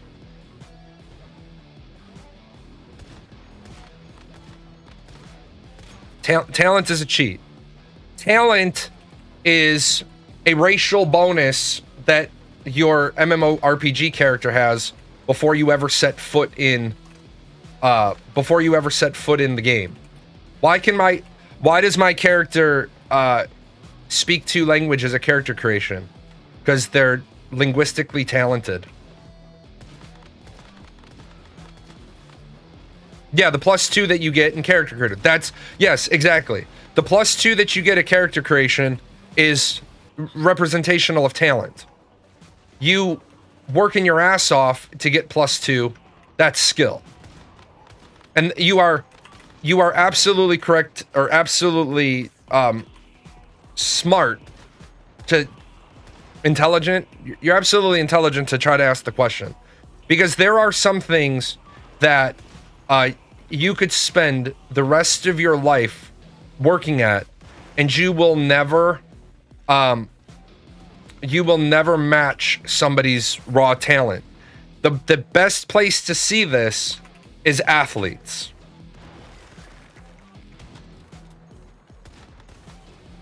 There are people who are like, I'll use myself as an example so that I can speak to it appropriately. I am not a gifted athlete. I am not a talented athlete. Not at all. But one thing I just had a talent for was I only needed to be shown a pitch once or twice. As long as the pitching coach explained the dynamics of the pitch, I understood it.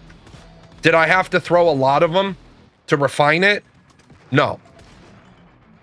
Not at all.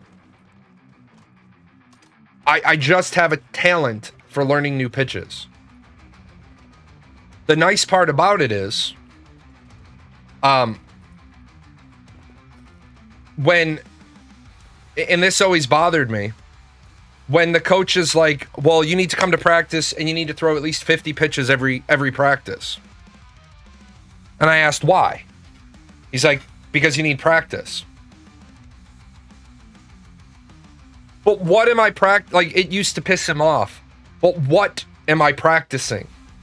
What specifically is it you want me to practice? Which pitches? Which pitches were you unhappy with the last time I pitched?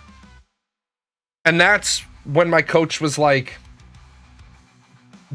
that's the first time I've had a pitcher ask me that question. I'll throw as many fucking pitches as you want me to throw.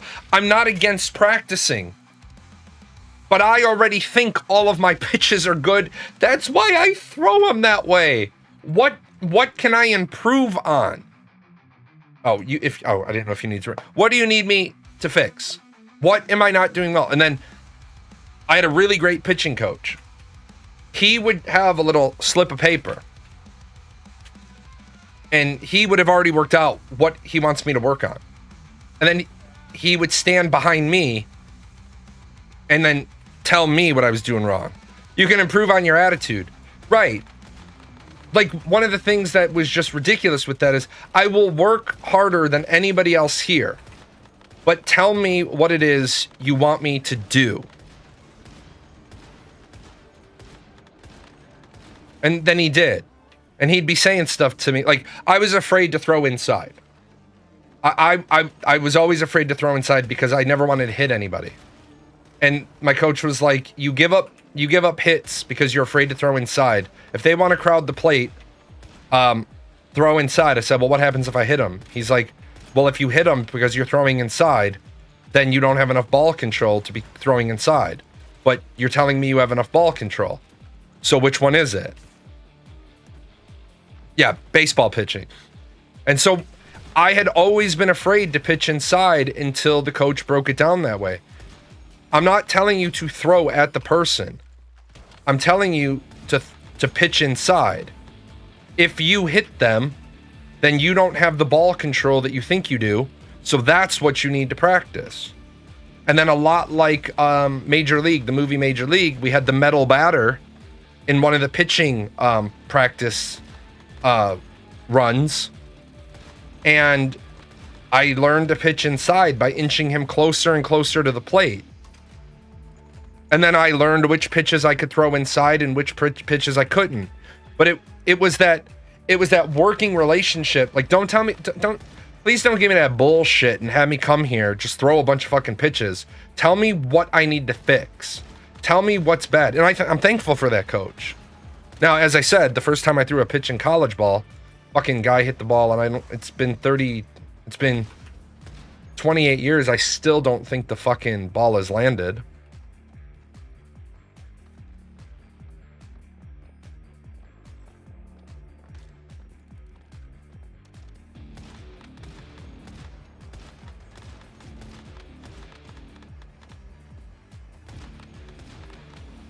Normally, as a batter, when you know you've gotten all of it, That guy know that he fucking set that ball. Like, shit. Elon Musk is trying to put people on Mars. Elon Musk should just copy the trajectory of the baseball that guy hit to fucking Mars. Holy shit. He hit all of that. Like, and I knew, too. Very first fucking pitch I ever threw. He fucking connected with that ball, and I was just like... I'm like, that's out of the fucking stadium. As I turned around and I saw the ball going, I was like, fuck, that's out of the goddamn zip code. Looking at the ball. Okay, asshole, can you come down? Fucking suborbital flight. And today in Ireland, a baseball hit in Chicago landed, killing a farmer's dog. But yeah, it's a great question. And we spend an awful lot of time in society quibbling over words. Words matter. And if you don't know that words matter, then use simple words. If you don't know the gravity of the meaning of words, then use simple words. I'm not gonna think you're simple because you use simple words. Because the name of the phrase is, if you can't explain it simply, you don't understand it thoroughly. Like the guy with the tax evasion thread on my YouTube. He tried to come across as intelligent because he used the word unlearned. Now, unlearned is a word. The people that don't know this, unlearned is actually a word. But he used it in such a way because he's trying to appear smarter than he is.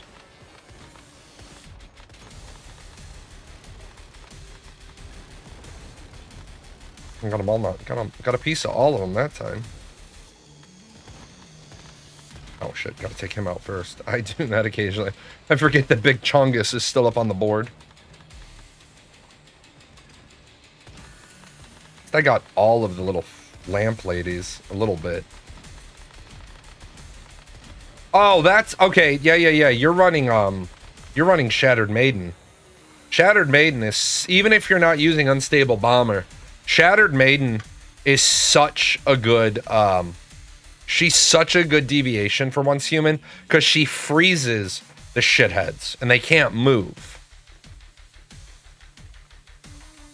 Simple words mean your message has a higher chance of being understood. I prefer that. Yes. Break that shit down Barney style. Yes.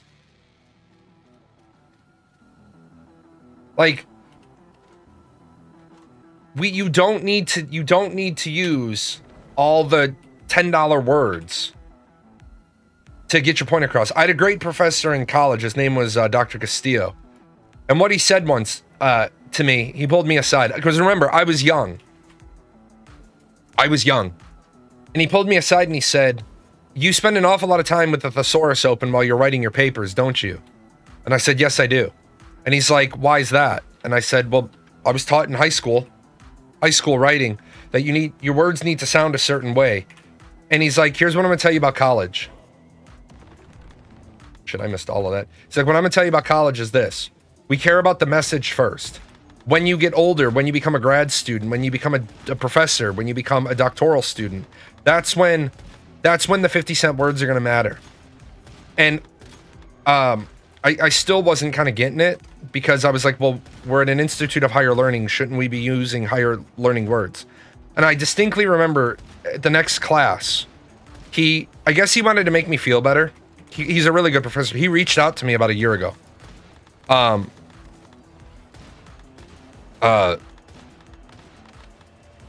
And what he said to me was like, what have you been up to? And this, that, the other.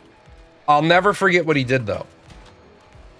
The next lecture, he's like, I want to talk to everybody about words and word choices. He says, a lot of you are using $2 words when a 50-cent word will do. He's like, I do not want to hear you talk about going to the bar and getting inebriated. Because when you go to the bar, you don't get inebriated.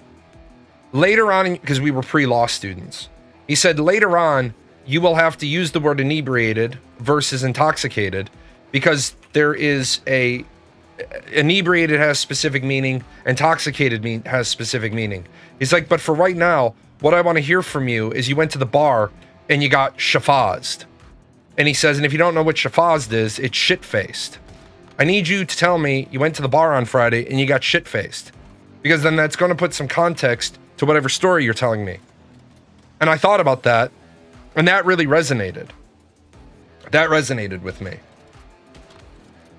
If you're telling a story and you're using the wrong words, you're losing the audience. Oh, you already got the one on that side. You're losing the narrative. And I thought that was a really, really, really good lesson. And I was glad I had him, because then for the rest of my life, I've always done exactly that. Which word do I need here? Do I need a 50-cent word, or do I need a $2 word? Yeah, you choose words because of their meaning. You should use the cheapest word that gets your meaning across. So if a 50-cent word gets the meaning across, that's the word you should be using. You shouldn't be using the $2 word to appear more intelligent. Use the 50-cent word, because it's the right word. So that's like, the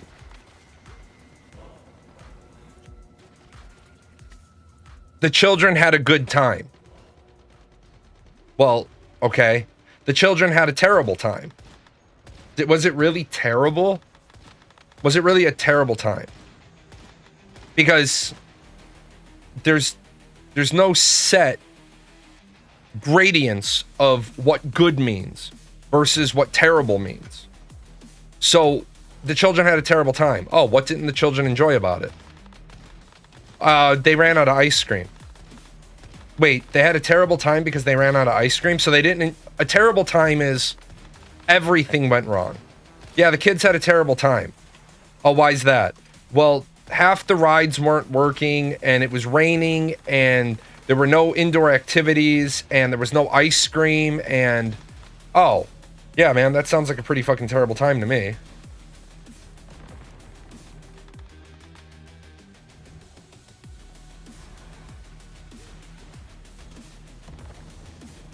See, it's those stupid red things that fire at you. They clip the front missile, so that the ones in the back only get hit by the remnants. But since it's our last dungeon.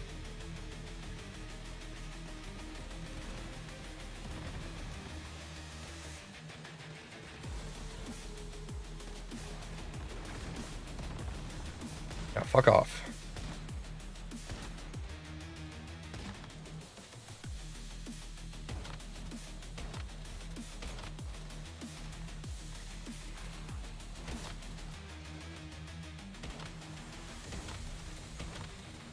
Shit, I didn't see you go down. Fuck. Yes. The children had a terrible time at the carnival. Why? Because there was a creeper that followed them around all day. That would make for a terrible fucking time. Absolutely. Yes, disappointed. Exactly. The children were disappointed. Overall, the kids had a good day, but they were disappointed at the end of the day because the ice cream cart ran out of ice cream. Disappointment is the right word there. Absolutely. But words have meaning. Otherwise, and as I said, I'm on a 1984 kick right now because I'm shocked to shit at how relevant 1984 has become in 2025. People saying words don't matter. Oh shit, can I get there? Like my dog.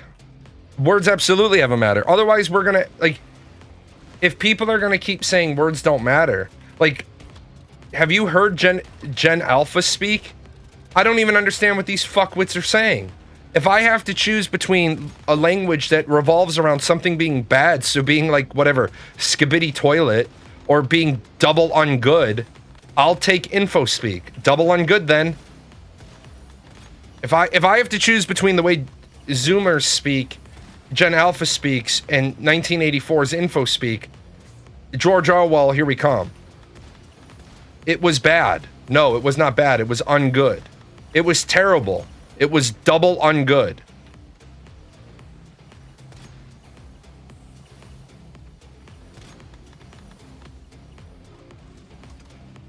But yeah, man, we're living in times that I don't want to be in.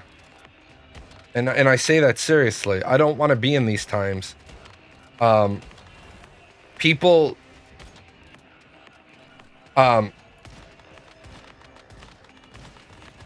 the whole idea that you have to respect everybody's opinion. No, you don't. You do not need to respect everybody's opinion.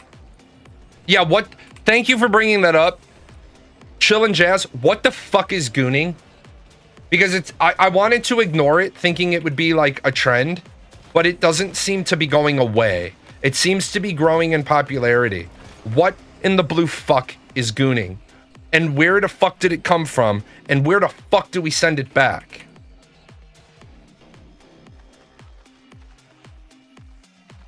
Gooning is something I need to ignore? Okay. Good to know. Good to know.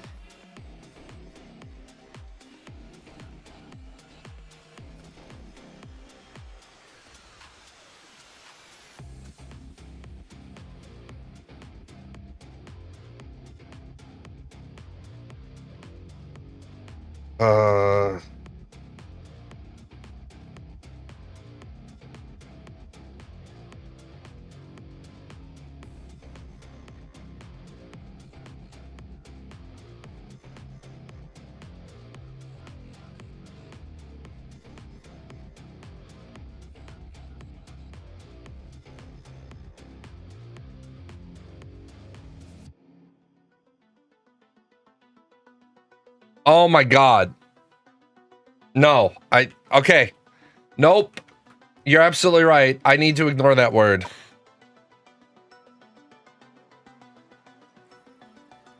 What are you in? Yeah, nope. That shit ain't happening. That word needs to go the fuck away. That word needs to go the absolute motherfuck away then. If that's what it means, I'm fucking mortified.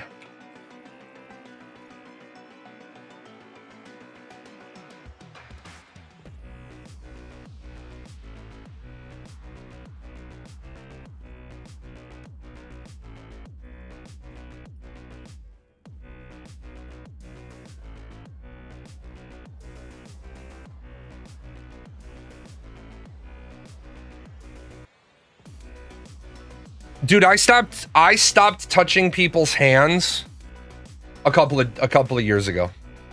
No joke, no kidding. All jokes aside, I stopped touching people's hands because people are disgusting.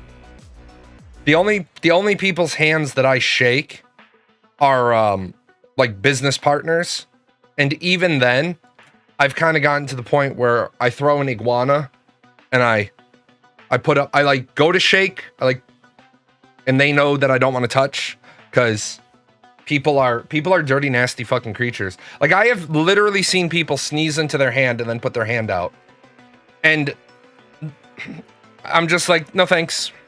That's not happening. I got something going on in the background. I gotta get fixed. It's just we're living in bullshit weird times. We are living in bullshit weird times. And I don't know what's up with it.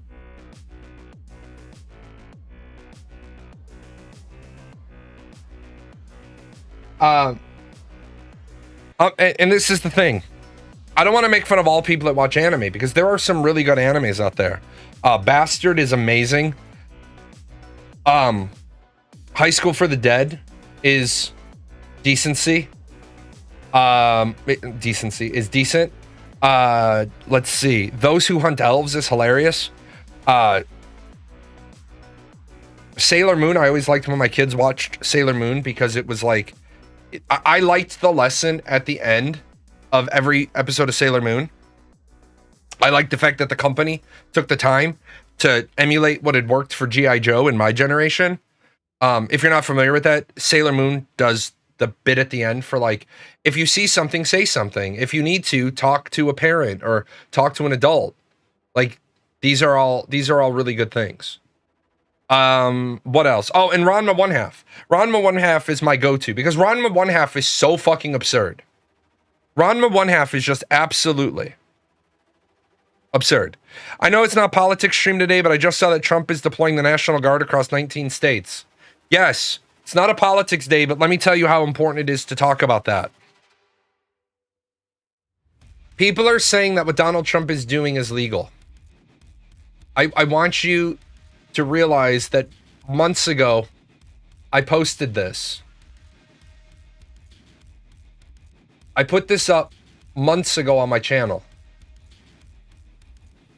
The party told you to reject the evidence of your eyes and ears. It was their final, most essential command. I have been warning people for the better part of this year what was coming.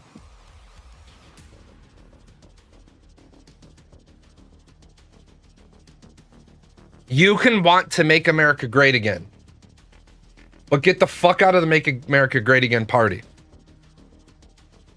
If you give this fucking lunatic his control of Congress in the midterm election,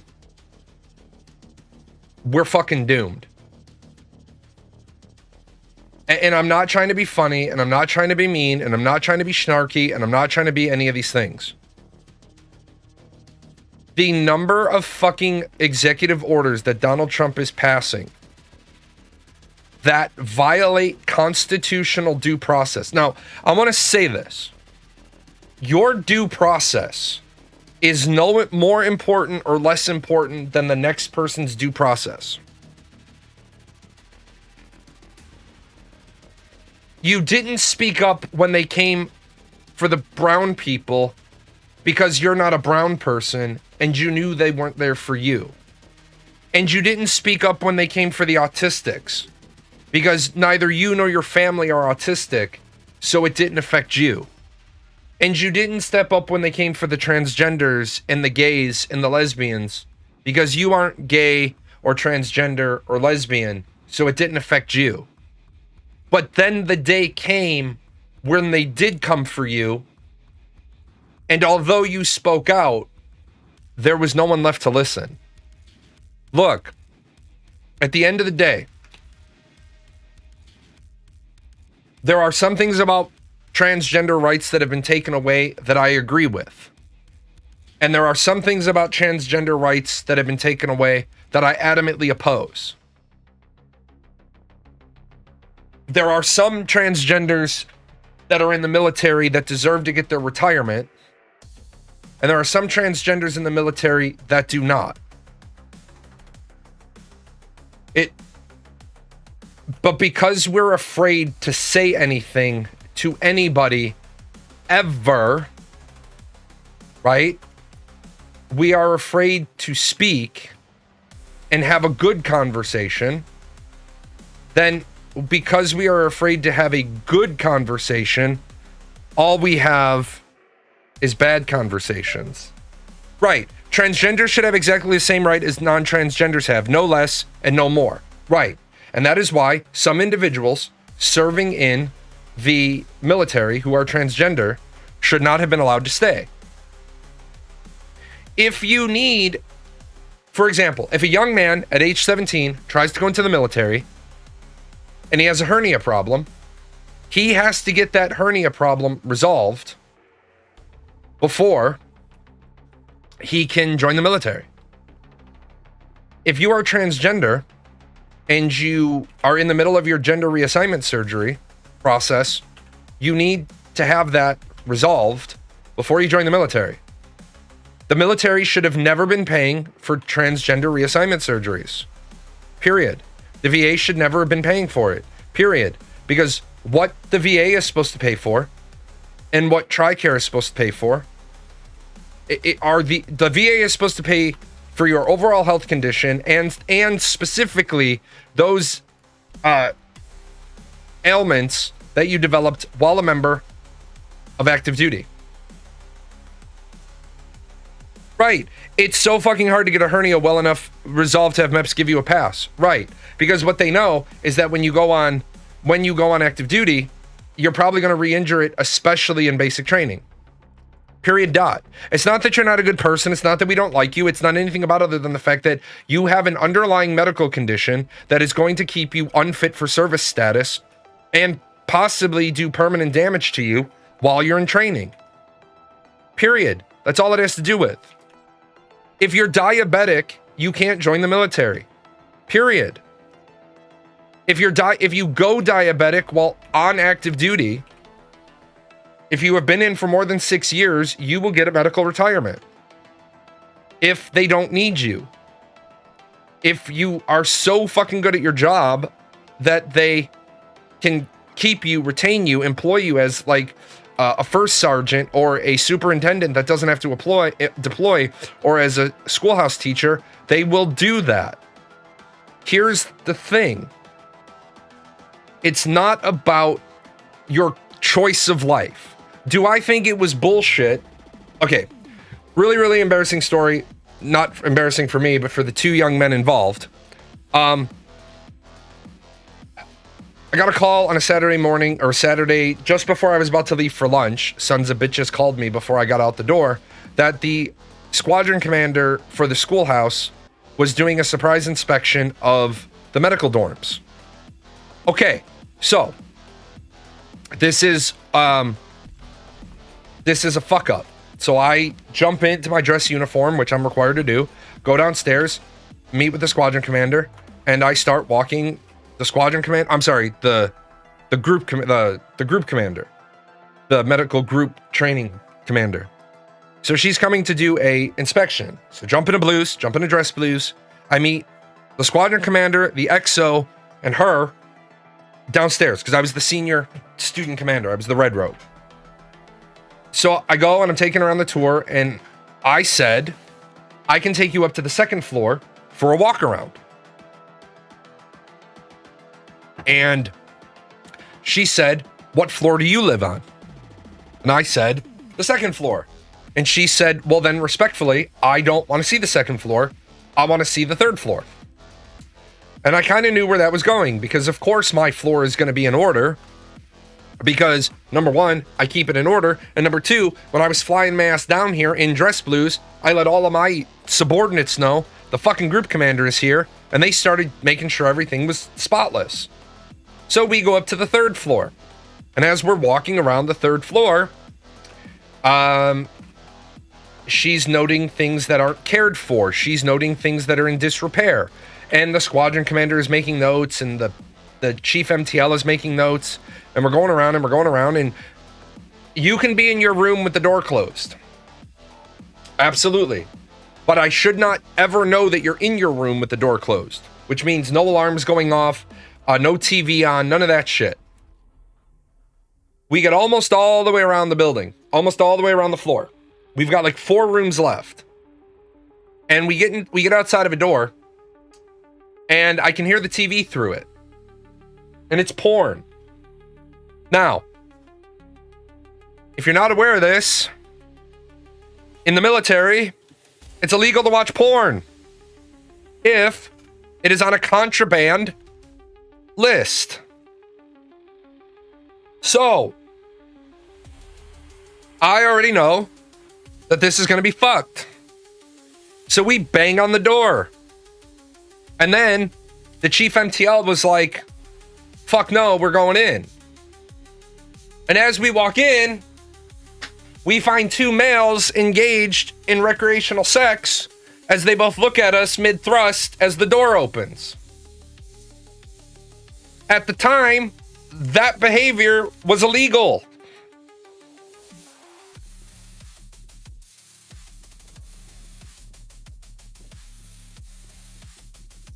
It's not about the fact that you were gay, it's about the fact that you were having sex in the dorm. Well, they're kicking me out because I'm gay. No, they're kicking you out because you were having sex in the dorm. Well, it's only because I was having gay sex in the dorm. Don't ask, don't tell doesn't apply in that situation because nobody asked, you didn't tell, you were caught. But that's why they got booted, not for being gay. They got booted for having sex in the dorm. And as I'm sitting with them, as I'm waiting for all the bullshit, they're going on and on and on about how unfair this is, that they're getting kicked out. Because they knew that, like, there was, the punchline of the joke was there was no fucking surprise. They knew they were getting kicked out. And all I could say to them was, a dude having a chick and having relations with him and kicked out almost as fast. Yes. And that's what I had to explain to them. I said, I just want to let you know that you're not the first people about to get kicked out for having sex in the dorm. Well, what do you mean? Do you remember so-and-so? Yeah. They got kicked out for having sex in the dorm. That was it. You're not allowed to have sex in the dorm, in the training environment.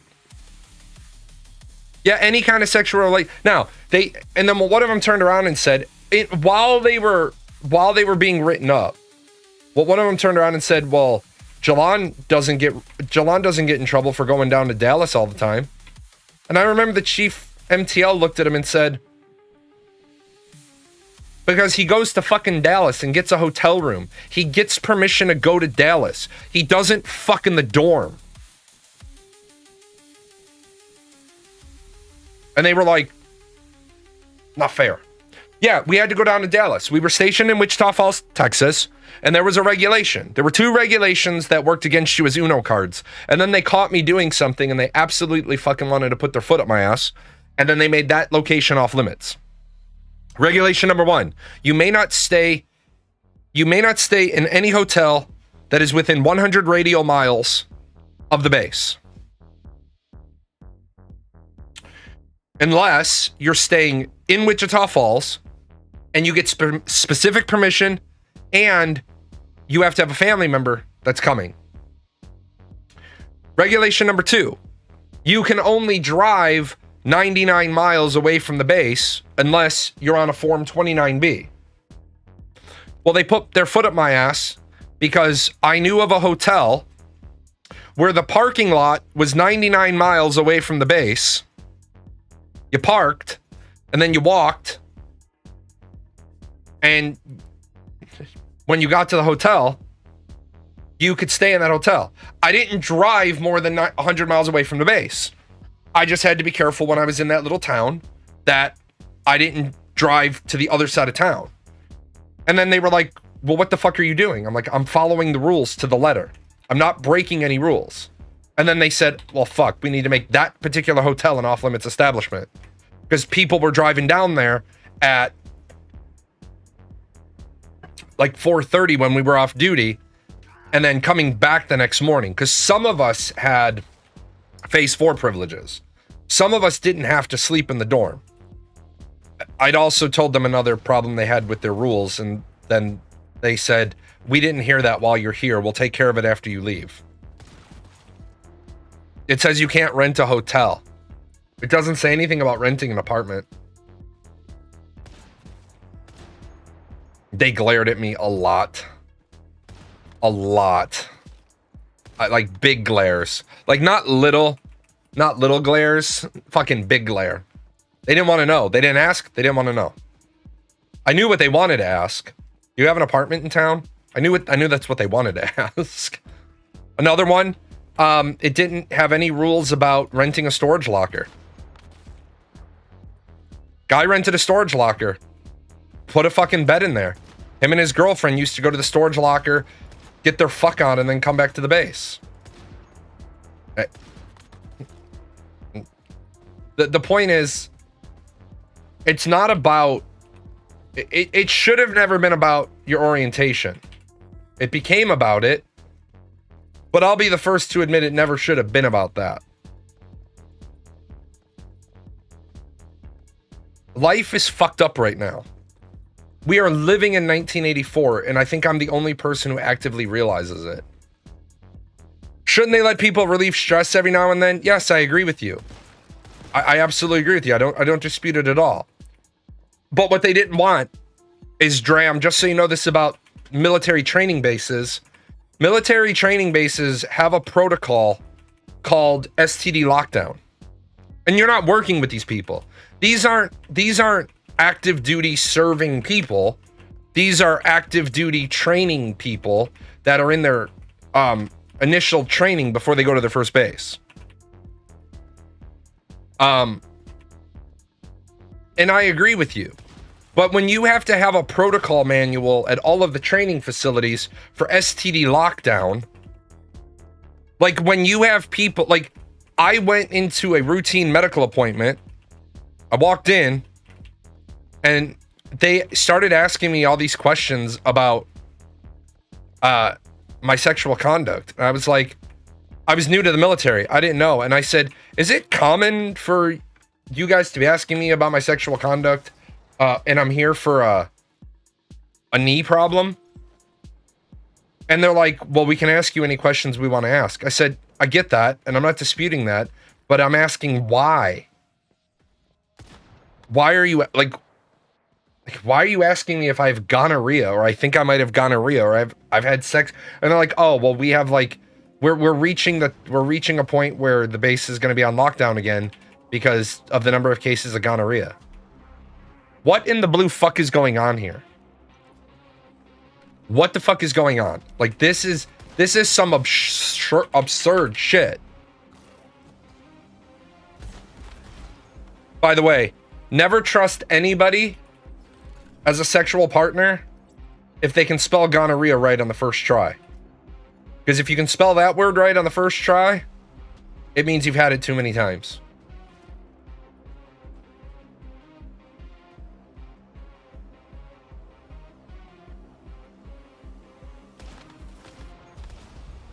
Like, what the dude's passing around the same partner. Yep. That's why they're called barracks bunnies.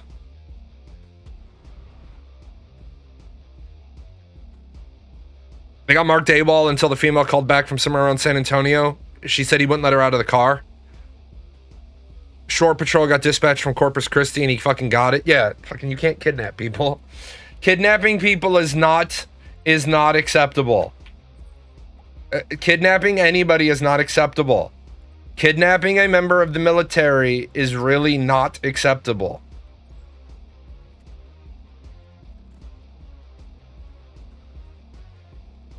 I can't believe we have to explain this shit. Who's trying to get to Mexico? Fuck's sake. Your base was in Florida? Holy shit. Well, he was hauling ass. But no, we're living in strange fucking times. And like, I want to say this. It's back to school time. So we've got a lot of the parents that are making the statement saying, if you're telling your kid not to start it, but absolutely to finish it, you're part of the problem. And what I explained to the parents was, if your shit of a kid touches my kid has been instructed by me to fucking plant them in the dirt. My kid will not hit your kid while your kid is on the ground. But if your kid gets back up, then the rules state your kid is no longer on the ground. The fact that we have parents that are mad, literally the fact is, the parent is mad because their kid starts a fight and another kid finishes it, and the other kid's been taught how to actually fight. The other kid finishes it, and then they're like, well, they both should be suspended. Nope. The school and their bullshit, we have a zero tolerance policy for fighting. Again, you have a zero tolerance policy for fighting, that's great. Then you accept personal responsibility for my kid the entire time that they're there. And if another kid hits my kid, if you're not there, you're negligent. And if you don't call the police right away after the fight to press charges, you're an accessory after the fact. And then they look at you. And they're new to the school, so they don't know. And they're about to argue with you when one of the other staff members goes over and whispers to him, like, that's not the dad to fuck with.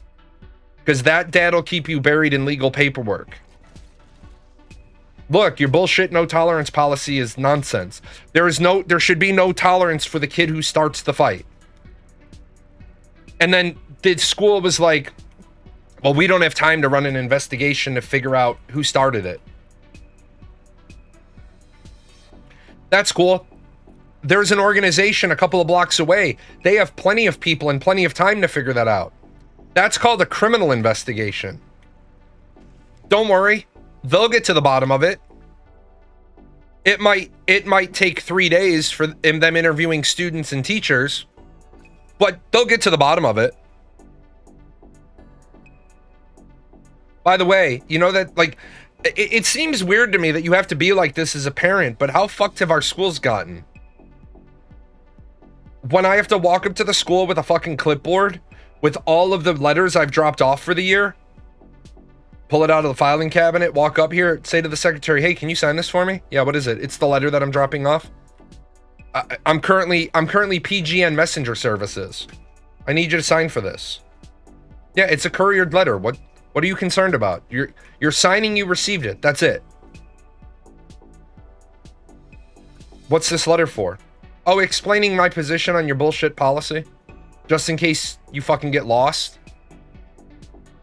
Like, what the fuck world are we living in? I get it. It used to be we wanted to have a zero tolerance policy on fighting because we wanted to make sure nobody started the fight. Now teachers don't want to do their job, and I get it. Teachers don't want to do their job. Teachers want to do the job for which they were hired. And teachers, I respect you. You want to be able to do the job for which you were hired. And that does not involve breaking up fights or reporting fights. But if a kid comes to you and reports that they're having a problem with another student, and you don't want to, and the principal's like, well, we don't have time to be investigating this. No, that's your fucking job. Because I'm giving you quote, custody of my kid for 6 to 7 hours a day. It's your job to keep my kid safe. If you can't do that job, then you need to quit, and we need to bring in somebody who can do that job. What the fuck sort of fucking zoo are you running here?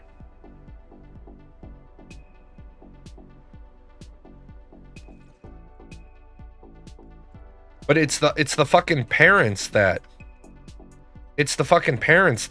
they know their kid is a loudmouth. It's like I told my kid my kid had fucking foot and mouth syndrome. My kid only opened their mouth to exchange feet. My kid used to say like derogatory shit. And then one day my kid said to me, she's like, well, yeah, I say derogatory stuff, but I'm just like you. And I said, yeah, but when I say derogatory shit to people face to face, I'm expecting to get hit. I'm expecting that person to swing on me. That's what I'm expecting that. I'm expecting it. I don't want it to happen, but I'm expecting it. Because people that are simple-minded who can't respond verbally to being insulted, they respond by swinging. At the same time, the way it works now is I wish a motherfucker would. So that I could go ham and let it all out. I don't need to pay another $2,000 in therapy this month. I need a motherfucker to swing. Most of today's teachers and parents are the ones who grew up with zero tolerance snowflake shit. Yep. As I told them, zero tolerance doesn't apply to my kid. Zero tolerance applies to my kid can't start any fights. And I told the school, if my kid starts the fight, fucking call me. You don't even need to explain shit to me. Because if my kid starts a fight at the school, the truth of the matter is I have failed as a parent. So just call me and tell me to fix my shit. And I will be like, yep, you got me. I have to fix my shit. Because if my kid starts a fight at the school, that's my fault. But I'll be goddamned if my kid is going to get in trouble for defending themselves. Herself. That's not going to happen. We're going to have to have some words about your bullshit policy. Do I think cameras should be in public classrooms? Yes, I do. I absolutely do. I think cameras should be in public classrooms because the law has already dictated that there's no expectation of privacy on the part of the teacher because classrooms are entered by too many people for the teacher to reasonably have an expectation of privacy. But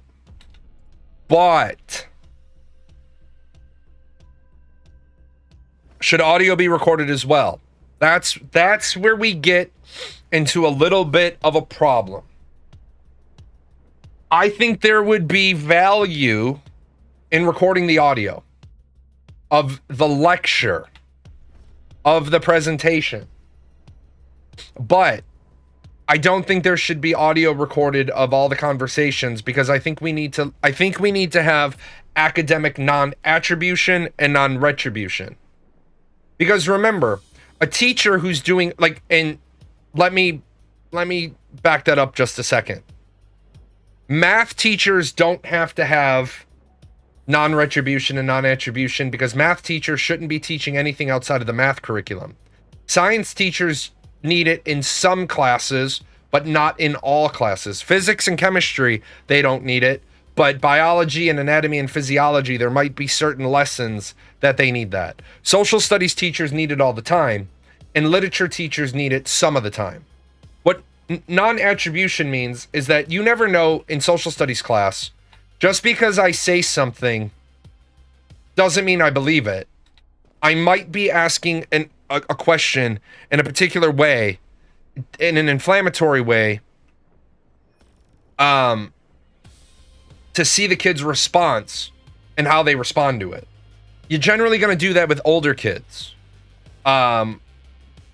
Especially if you're talking about equal rights and you're talking about the period of internment camps, talking about World War II, all Americans are equal except for and you throw the racial term that we threw in internment camps. Now somebody would say, why would you throw in the racial term? Because having done that lesson, it is amazing how quickly you can get a class of students to agree that the Japanese Americans should be thrown in internment camps the moment you dehumanize them by using the racial slur towards them. And the social studies teacher is supposed to have a level of training that allows them to do that lesson. But that's why you need non-attribution and non-retribution, because the social studies teacher needs to know that they've gotten the lesson plan approved by the administration. They've told the administration what they're going to do. And then if the parents are upset, the administration should have their back.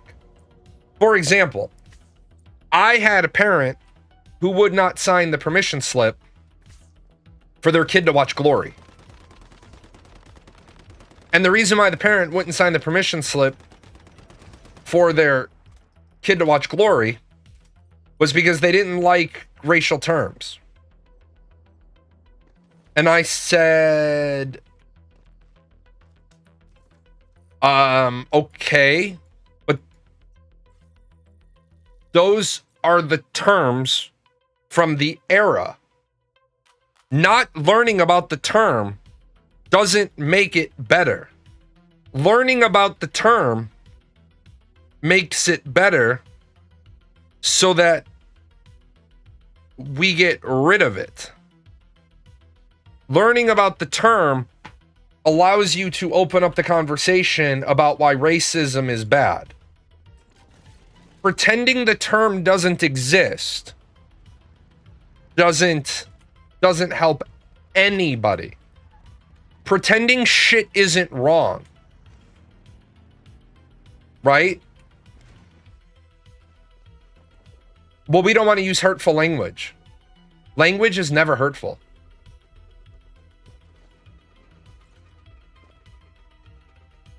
Failure to expose your child to a certain word only ensures that whoever does expose your child controls the narrative. Yes.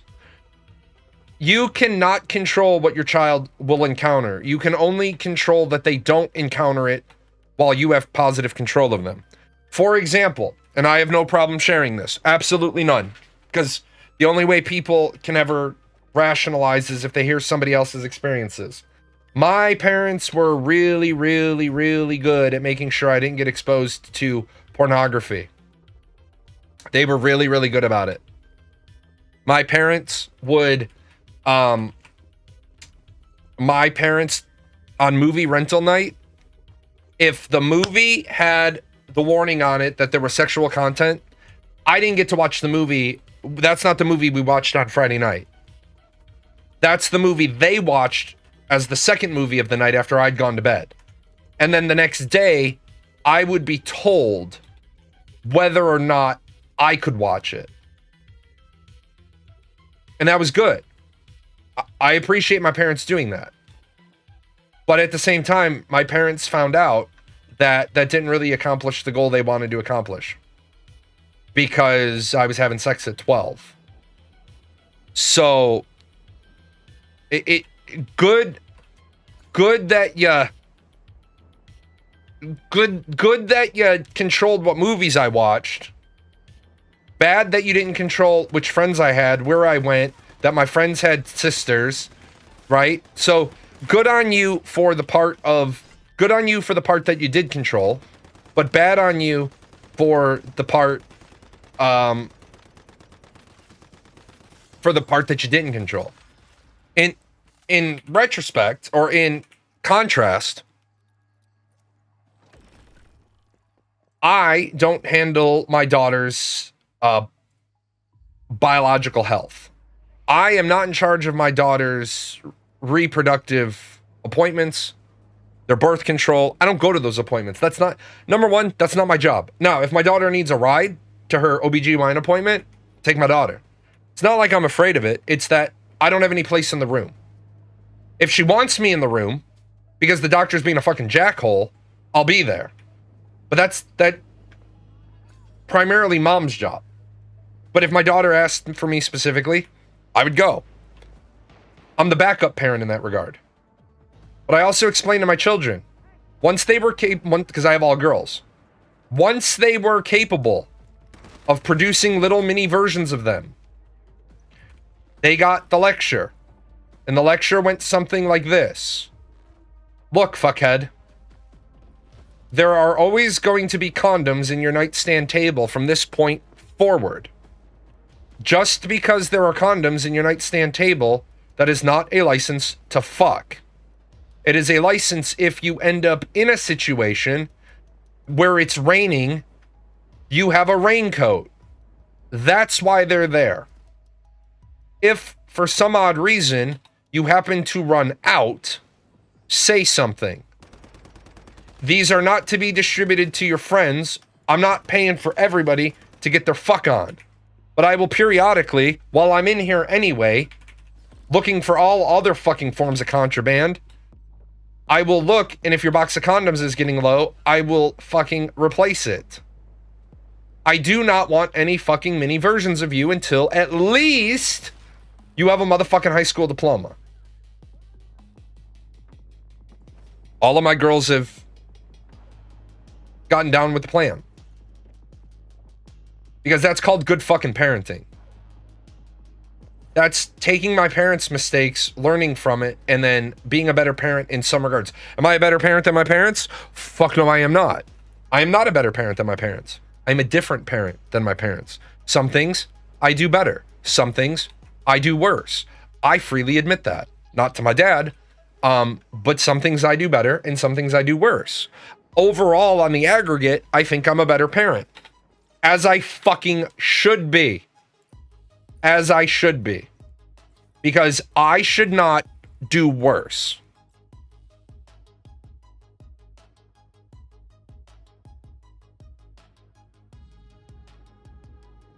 I should not do worse as a parent. My children should be a better parent than me.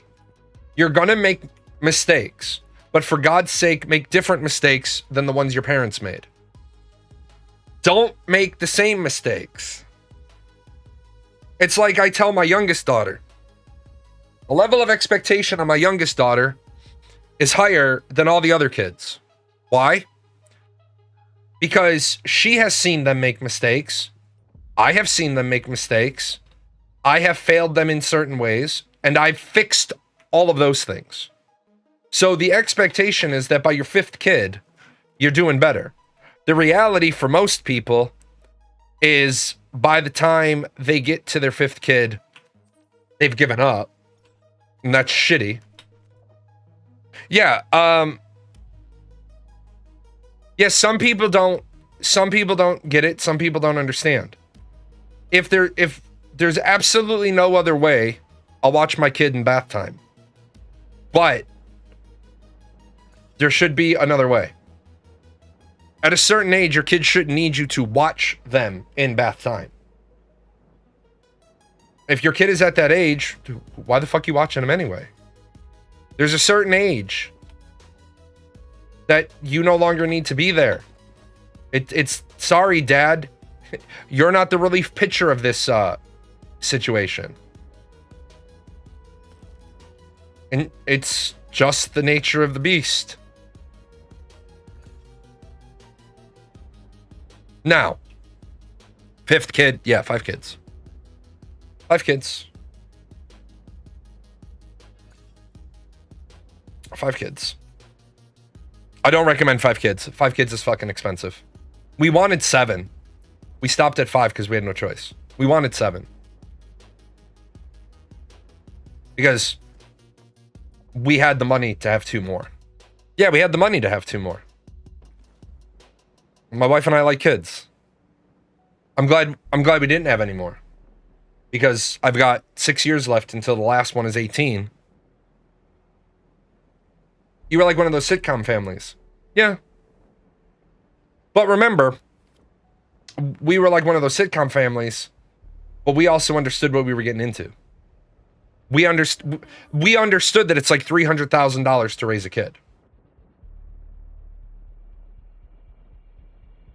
All the people that complain that people with kids get to write tax money off. Yeah, that's great. I get about $3,900 back by having kids off of my taxes. Some of it direct and some of it in reduction of liability. So it's great that you think that me having 3 kids is somehow equating to me being $12,000 ahead over you. It's not. Because I'm getting $12,000 at the time when I had the 3 kids. I'm getting $12,000 back, but I'm putting $20,000 per kid back into the economy. So yeah, your math don't math. Your math don't work. Should have been a single mother living off food stamps. Yeah, and here, even though it's not a politics day, here's my problem with the all of a sudden. You shouldn't be just the military has solved this problem a long time ago.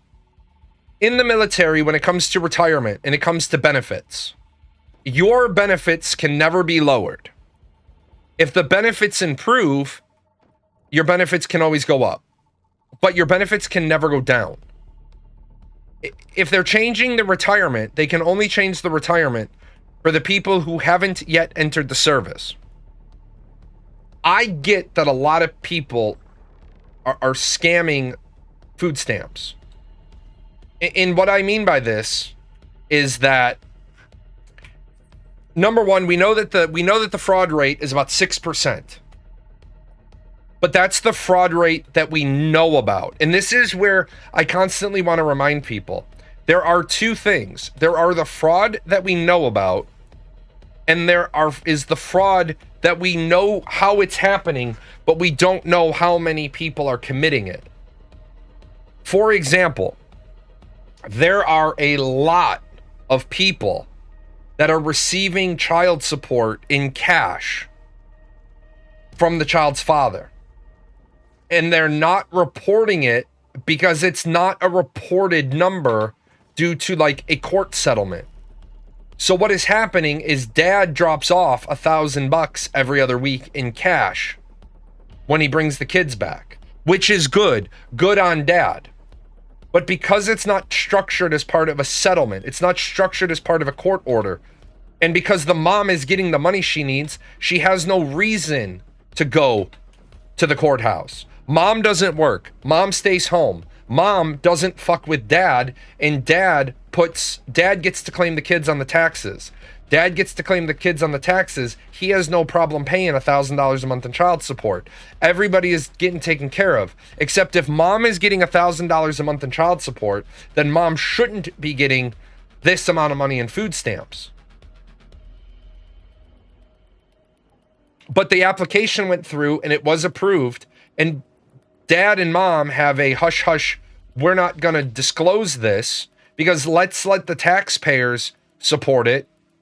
And so since mom doesn't need to get the courts on dad's ass, she's getting more food stamps than she should be getting. She's getting more WIC than she should be getting. She's getting more housing than she should be getting. And in part of that, I understand the rationale. Dad is paying mom to take care of his kids. Everything is working good for the family, but it's not working legally. And so the taxpayer who is doing it right is pissed off, because if all the people doing it wrong stopped doing it wrong, then the taxpayers would pay a little bit less. In theory, but since our bullshit government won't fix taxes anyway, it never works out that way. But on paper, right? On paper, I get the taxpayer's problem. If everybody did it right, everybody would get less, but you're not supposed to be getting rich off of food stamps, WIC, and housing. I'll be right back.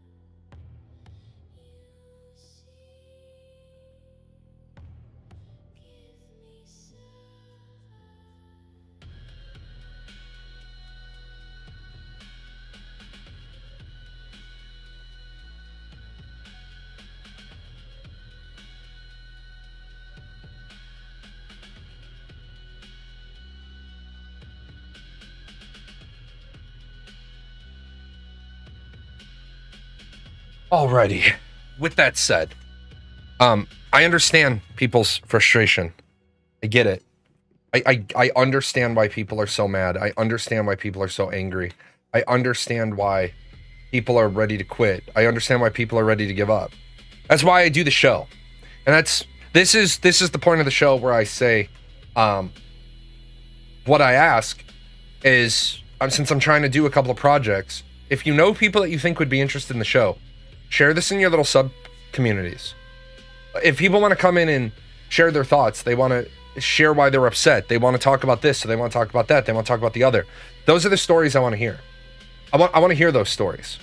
Honestly, I want to hear those stories. I want the people that are upset, but they don't understand the system, to come in and be like, I want people to show up and say, why do I have to pay property tax? Because I want them to understand. I think people are mad because they don't understand. And because they don't understand, they're uninformed voters. I truly do believe, now that I'm seeing the fallout, and we've, as a society, we have fucking slipped in the last 5 years. It has been a noticeable rampant slip in the last 5 years. TikTok culture and short form content. You remember when there weren't political influencers? Because there was no talking about politics didn't get you anywhere on Twitch. Now everybody's talking about politics, and I stop into politics channels, which is part of the reason why I changed my name, because I want to be able to wander around. Some of the shit that people say is off the fucking wall. But since an influencer is saying it, an influencer with 4 million followers says it, so it has to be true. Nope, still not true. Sorry, Dean. As much as you want Donald Trump to be a violent offender, he's not a violent offender. Is he a felon? Yes, absolutely. Not every felony is a violent offense. Which, when you all rise up after the revolution and you make me king, we're not going to have words like felony and misdemeanor anymore. Because people think that it has to be a federal crime to be a felony. And they don't understand that there's federal crimes and there's federal laws and there's state laws. And there are misdemeanor federal crimes.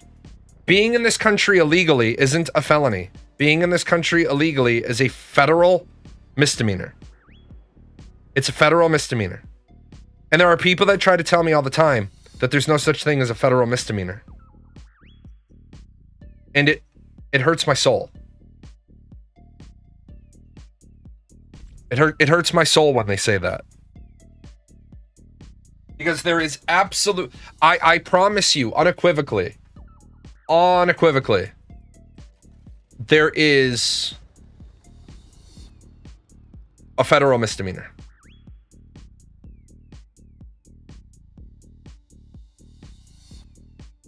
Absolutely. Up out here real quick.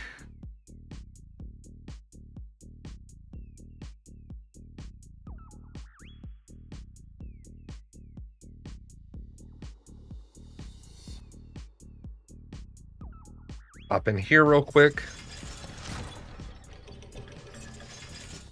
Chat on screen wide block. Out, back over to here.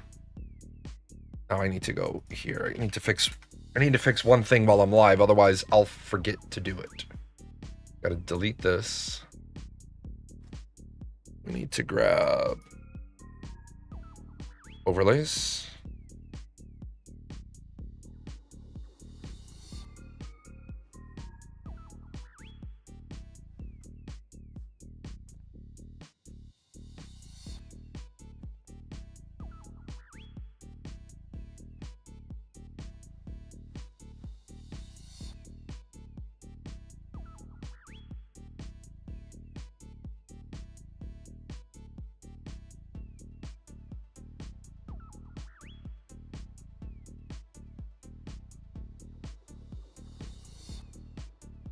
There. That should fix that problem. The politics category on Twitch is an interesting place. Oh, there we go. Yes, it is. Did you see my video about that? Did you see my little... wondered why the Germans... You see my little clip, my little rant about that? Where is it? Here's my little rant about the politics category on Twitch. I'm number 2 if I sort by language. Here's the problem. How am I supposed to compete with the number 1 person? How am I supposed to compete with that? How am I supposed to compete with fucking someone in lingerie and barefoot talking about politics? That's our fucking problem. Like, just go jump your ass in the fucking titty gangbang channel. Could you please? Could you fuck off and go? Can you go to the fucking tits channel? Why do I have to show you that? It gets better. Shit. There goes Chillin' Jazz. Chillin' Jazz is about to go lose half of his fucking paycheck. There goes the bank account. Shit. Show to thigh. There goes a big donation. Half the channel leaves. Just put on a corset and I should be fine. Yeah. I'm number 2 if I Don't worry, man. If I sort my language. You're about to be fucking internet famous because that's going up. that's going up on my shorts channel.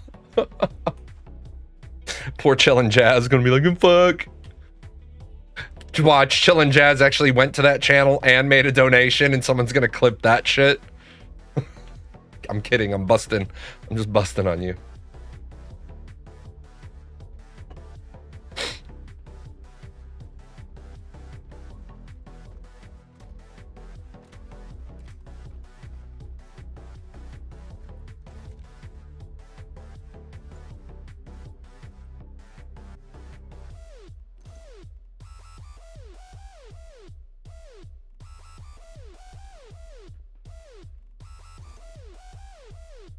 I don't have the boots for... Oh, I can't use this build.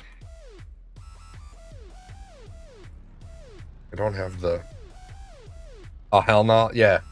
So anyway, as I was saying, the big thing, like, I always laughed. Okay, I always laughed years and years ago. I owned bars. I owned restaurant. Owned bars. I owned a restaurant. I owned apartment buildings. And I used to work with bands.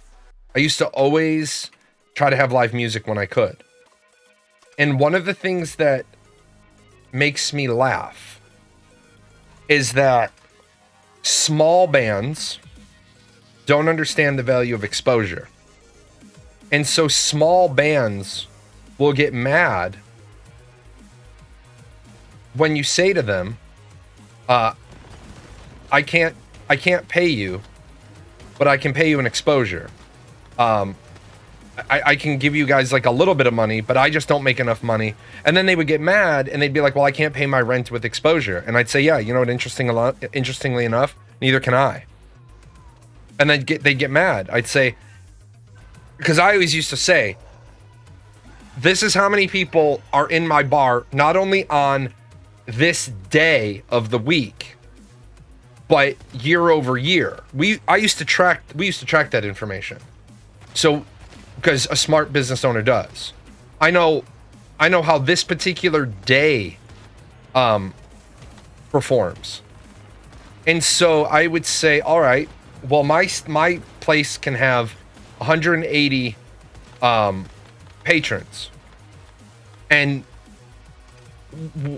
on a random Thursday, we tend to average about 65.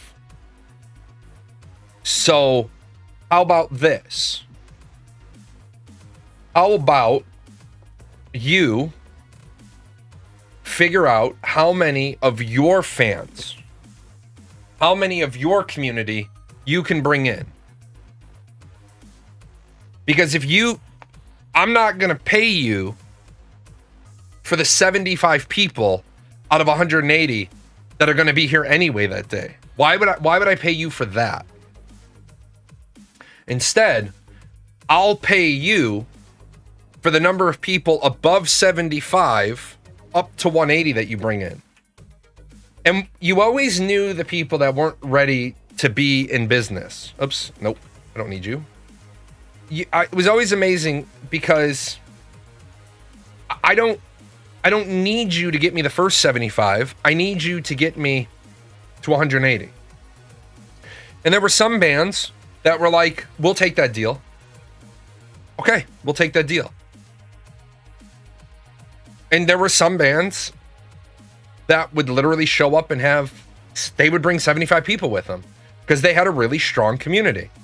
And so they're getting paid for the 75 people they bring. Now the trick is, I am going to work my ass off to make sure that the 75 people that they're bringing in have a really good time. They enjoy the atmosphere, they enjoy the ambiance, they enjoy they enjoy the drinks, they enjoy the food, all those things. Because my goal is not for them to only come when that band is playing. My goal is to get them to come in when their band's not playing anywhere that night. That's my goal. So I want them to remember the place. I want them to remember the pizza bread. I want them to remember the potato soup. I want them to remember the drink special.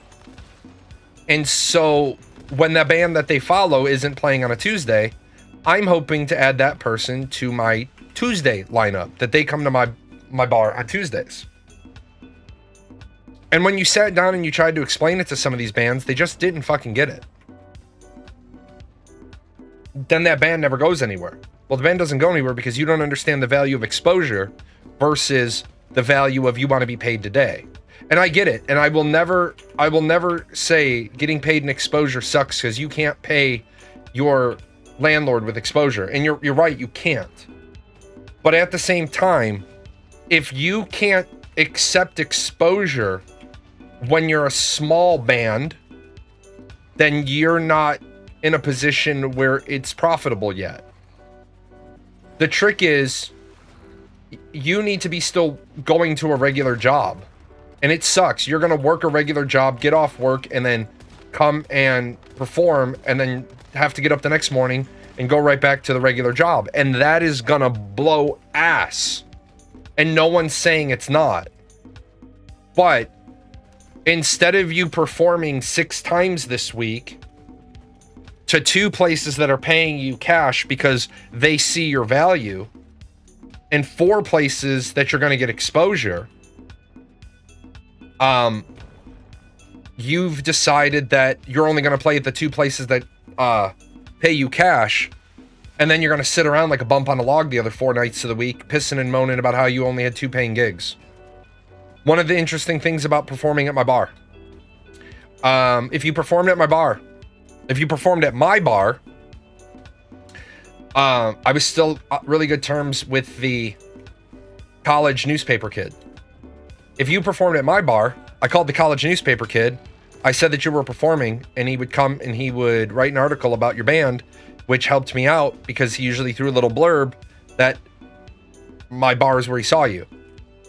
If your band had a CD, I used to talk to the college radio station and let them know, hey, this band is going to be performing at my place. I'd like to take out like 3 or 4 adverts, because it was a small college radio station, so the marketing wasn't expensive to do. But yeah, I want to take out 4 adverts, these dates, these times. Why? I'm not promoting the band. I'm promoting the bar. But I'm promoting the bar under the guise of promoting the band. And guess what? That works for everybody. It's a symbiotic relationship. You get access to my clientele. If you can pick up 10% of the people in the audience that night to become fans of yours, you're killing it. You pick up 7 new fans. If you can't, then maybe your music's not that good. Know what I'm saying?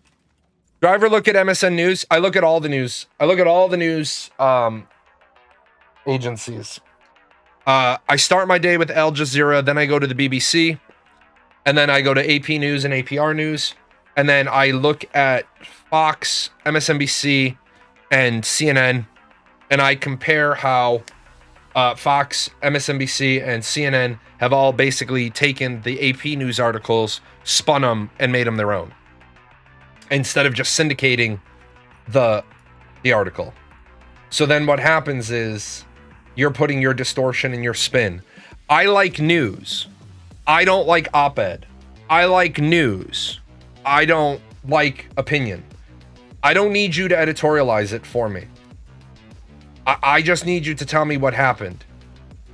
I don't need you to say, and this was a bad thing. I don't need you to editorialize it for me. And MSNBC, CNN, and Fox News, they do that shit. They do that shit all the time. They editorialize the shit out of everything. Same news story. Republicans win big victory in Congress. Pass bullshit bill. Democrats suffered defeat as Republicans rammed through new legislation. Democrats protesting Republican new law. Well, the law's not fucking Republican. The law is the law. But you can take the same story and how you present it to the reader. You're telling the reader to hate the law before the reader hated the law. It's like the guy who got on my YouTube channel, my politics YouTube channel. He's a veteran, and he starts getting into a fight with me because he's not happy that there were no tax breaks for individuals on SSDI in the big beautiful bill. Okay, I get it. You're upset that there's no tax breaks for disabled people in the big beautiful bill. At the same time, why are you so fucking angry? You didn't get fucked by the bill. And then he was like, well, I get $16,000 a year in disability and I give $10,000 of it back. Here, let me help you out. You're a fucking liar. No, you don't. That's not how it works. That's not even fucking possible with how Social Security is factored on the 1040 form. It's not even possible. It's simply if you're... the only way that's possible if you're filling out the fucking form wrong.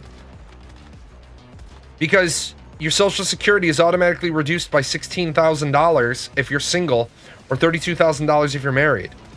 And then on line 15, I think it is, if I remember off the top of my head, you reduce the number by another 50%. Does that mean you never pay taxes on your Social Security disability? No. But here's the thing about a progressive tax system. If you're paying $10,000 in taxes a year, it means you have about $150,000 in income because it's a progressive tax system. I know how much you're making unless you're lying about your taxes, because all I have to do is go to the tax grid, right? All I have to do is go to the tax grid, run my finger on the form, figure out where the first time $10,000 in tax liability is, and it tells me how much the money they're making.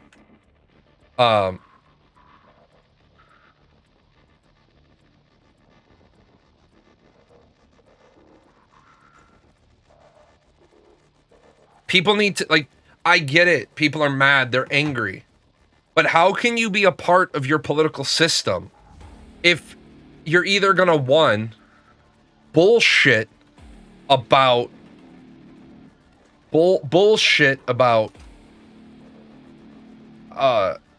your taxes, or you don't understand your taxes?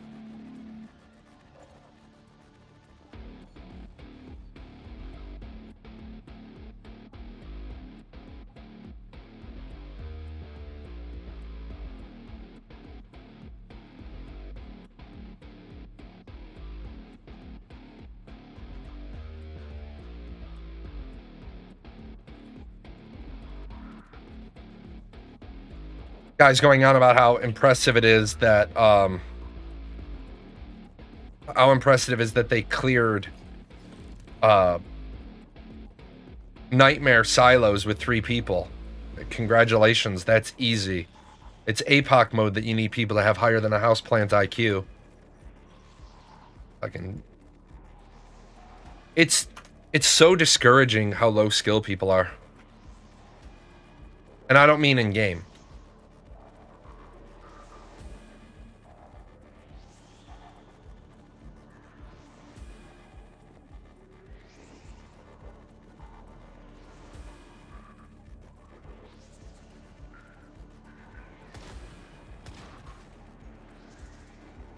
Hey Rail, did you see the comment in game? The guy's like, you need two teams, one to deal with the mobs and elites, the other to deal with Manus. Yeah, no shit, right? Congratulations. Congratulations, you cracked the video game code. You cracked the video game code. Nightmare Prime Wars, not Nightmare Silos.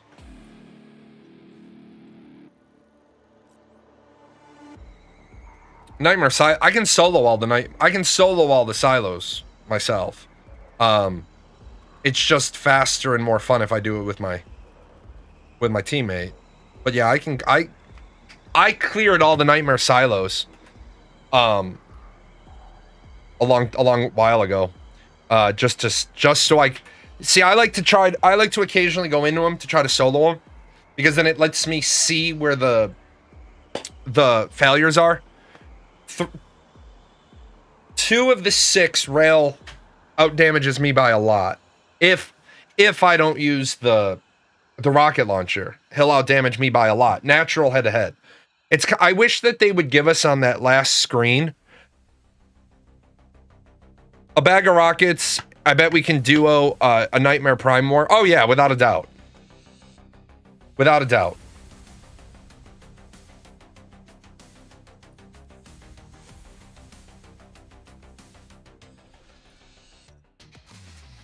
It's the APOC that the hard thing about the APOC is people don't understand the mechanics. So people are trying to solve a mechanical thing and not knowing what they're doing. Has once human become too easy? Hold on a second. Oh, it's not on the... yeah, I'm still trying to figure out where I can put the feature chat on this screen and not have it be messed up. Has once human become too easy? Yes. And here's why. Too many of the people are complaining about the game being too hard. The game is supposed to be hard. The game is supposed to be difficult. It is that difficulty, right? It is the difficulty that makes you proud of yourself when you've finished it. Where too many people say the game is too hard, make it easier. Now the game is too easy, give me better content. Well, hey, dumb fuck. You asked them to make it easy. And they did. And now that they've done that, you're mad that the game was too easy. Well, what are you expecting?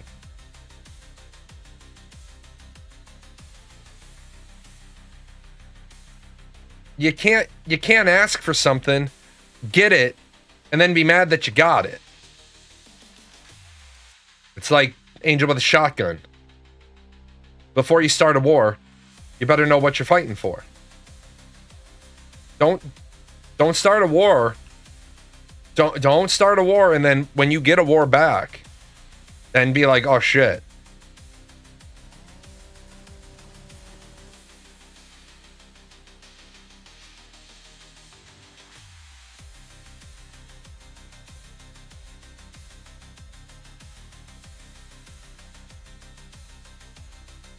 Where the fuck, didn't I just have an open spot?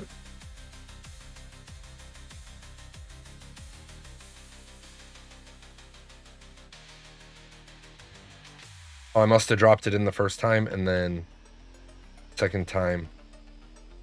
I still want to know what happened on my wall of fucking TVs.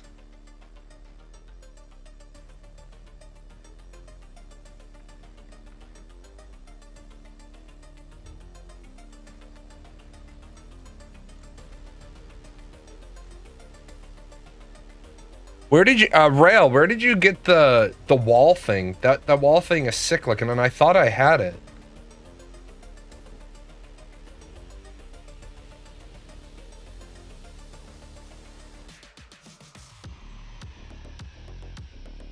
Which print is that? The shelter gun point and the shelter door.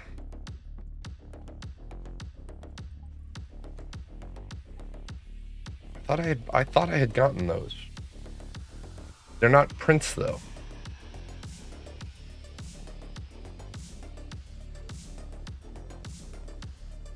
Yeah, where did those come? I thought I picked them up.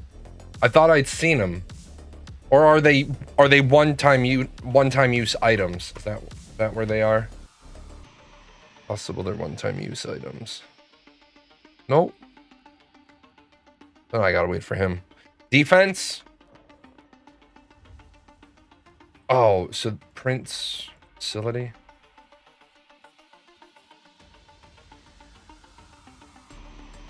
I hate the system that I hate how they've done this. Yeah, Memetics building parts. Let's see.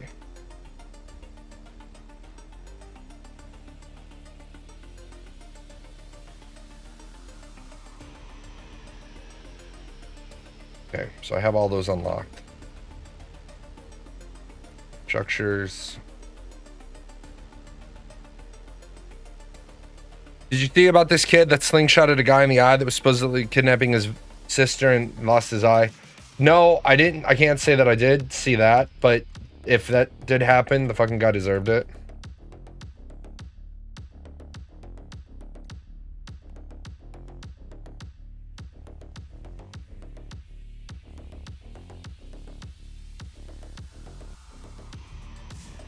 Oh.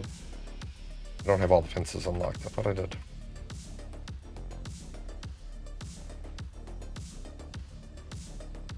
What the fuck don't I have unlocked? I swear, sometimes this game.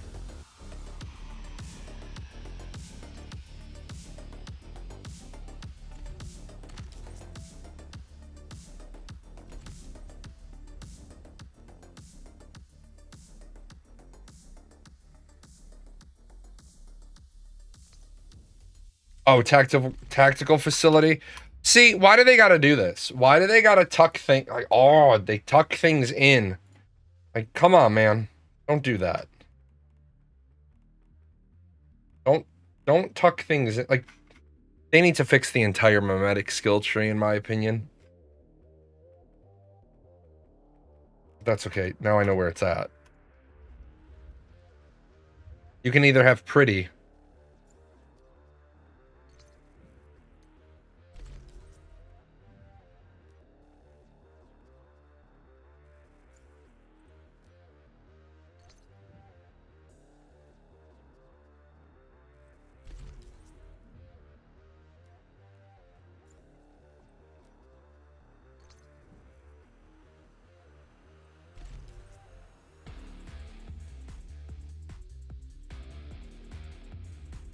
Alrighty, now we got all that shit unlocked.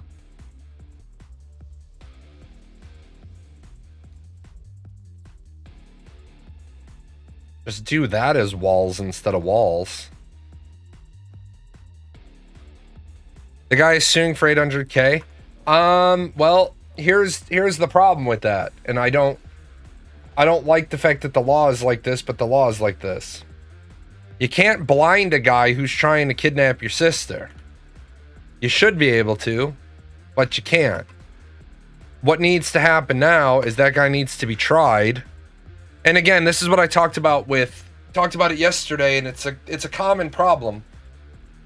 You should not be able to be sued civilly for something that's a crime unless you're convicted of that crime. So if you're going to say, if in a car accident,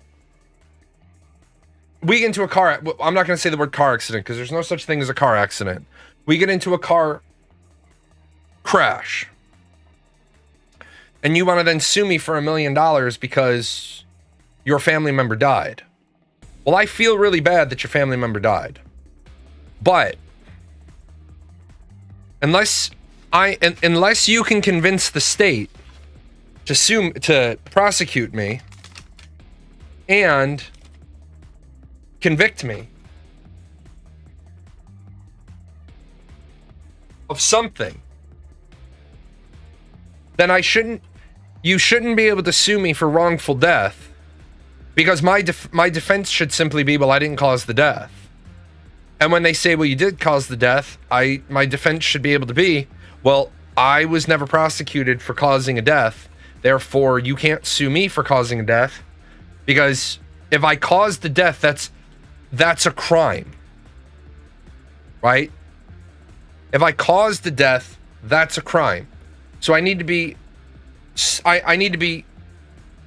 prosecuted for that crime.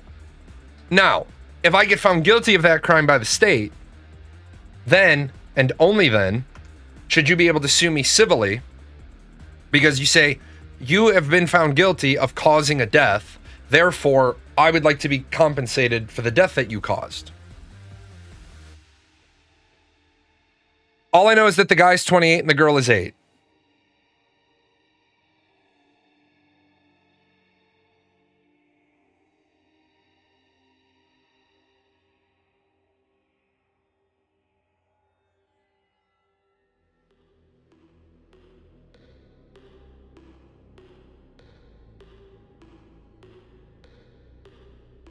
Michigan boy who recently channeled his inner David and warded off his sister's hulking would-be kidnapper by shooting with a slingshot has said he grabbed the unconventional weapon because he was freaking out at the unfolding danger and it was the closest thing.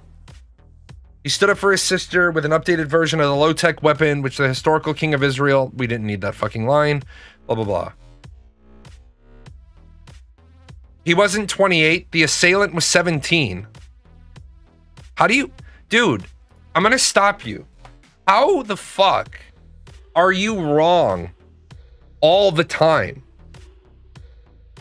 How the fuck is it you read this article? You brought this article to somebody's Twitch stream and you don't even have the facts of the case. The guy was 17. Now, unless we have another one, but teen who saved sister from alleged kidnapper. He's 13. The boy is 13. The girl is 8. The assailant 17. Does it matter? At the end of the day, no, it doesn't matter. But my question is, if it's your talking point, how are you so wrong? I don't know what all I came into. What you came into was somebody brought me because I run a politics channel. I run a politics show. And somebody popped in and they said, did I hear about this story? A 28-year-old guy tried to abduct an 8-year-old girl and her brother blinded him with a slingshot. But and again, the assailant being 17 or 28 doesn't matter. But how is it that people read stories and they're wrong?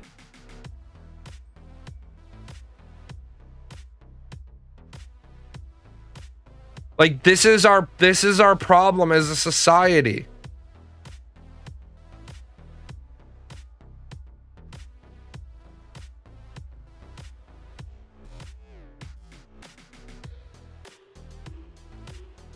Yeah, that's the story, all right.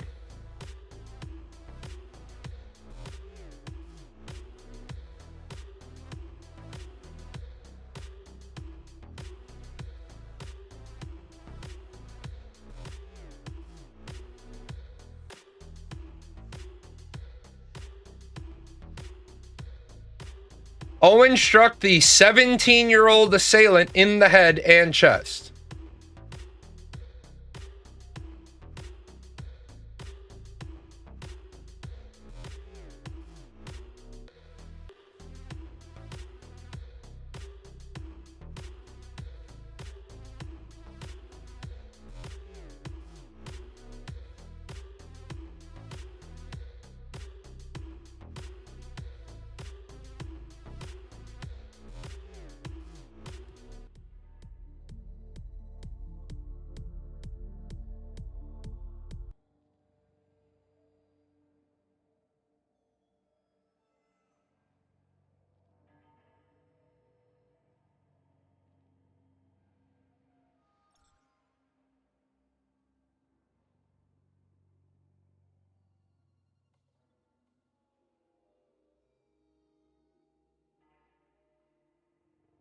Okay, ask them why they have the fucking story wrong.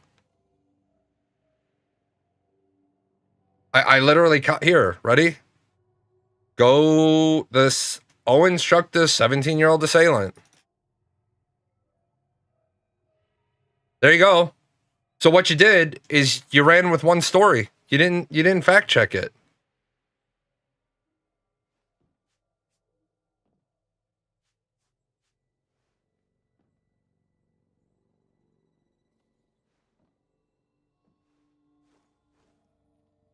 Yeah, he doesn't look 28. He doesn't look 17. I don't know how the fuck old he is. All I know is I got multiple reports saying he's 17 years old. Then that guy, instead of suing the mom for $800,000, that guy should sue all the fucking news outlets that got his age wrong.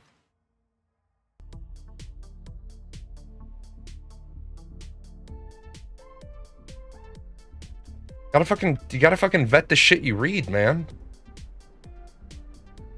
That was one Google search.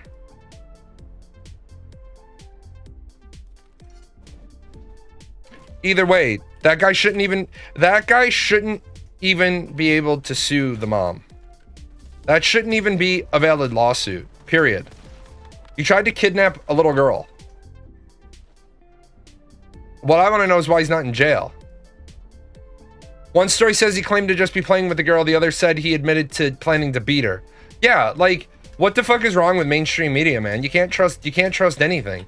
So, like, that guy has, instead of suing a fucking family of the potential victim that you tried to victimize, why don't you sue all the fucking media articles that don't have the shit right? I'm telling you, man, we're living in 1980 fucking 4. The fucking media. I don't like everybody believing online media, because not only can you alter online media unless they take steps to make sure. I can make a fucking news article say anything I want on their letterhead, because all I have to do is go right click or F11 inspect, go to a thing. I could make the guy 99 years old. I can make him 13. I can make him whatever I want, and then I could republish it. It's like all the people. Square Enix canceled some mod, Mare. They sent a letter to Mare and said, stop with your product, which I think was stupid, because again, it was somebody not understanding what a mod does. There are 2 mods that bypass the cash shop. That mod was not one of them. Anyway, Square Enix sends a letter to this guy. This guy says, well, guys, I got to shut down my mod. I'm not going to post anything. I'm not going to talk about it, but I have to shut my mod down. And now people are making fake letters from Yoshi P. Like, that's what's wrong with the internet.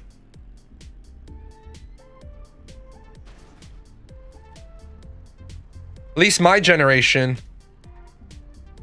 Better news story if you say he was going to murder and beat her and they bandaged someone's scratches after they fell. Yeah, right. But here's the end of the day. You get more drama buzz. Exactly. Here's the thing. Guy got shot in the eye with a marble. He's blind in one eye. Good. Fuck you. That's the least of the shit that you should be, that's the least of the shit that you should be worried about. Because I can tell you right now, if you showed up near my house and tried to kidnap my daughter, you wouldn't be suing me. Your family might be suing me, but you wouldn't be. Mr. Jalan, why did you empty 15 rounds into his chest and 1 to the center of his forehead? Because my magazine only carries 15 and I had 1 in the pipe. Like, what are you asking? Why did I only shoot him 16 times? Because that's all the fucking bullets my gun has. And he went to the ground. I can't shoot him when he's on the ground. I was reloading.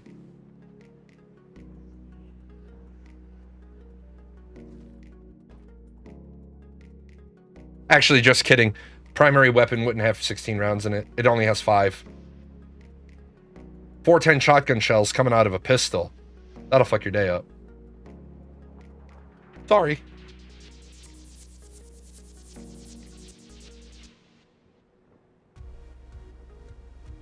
No, we're living it. I was hoping he'd get back up. Yep.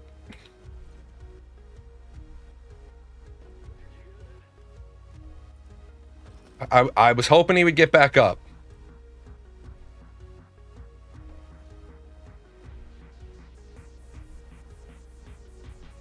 It's like that family that sued the guy.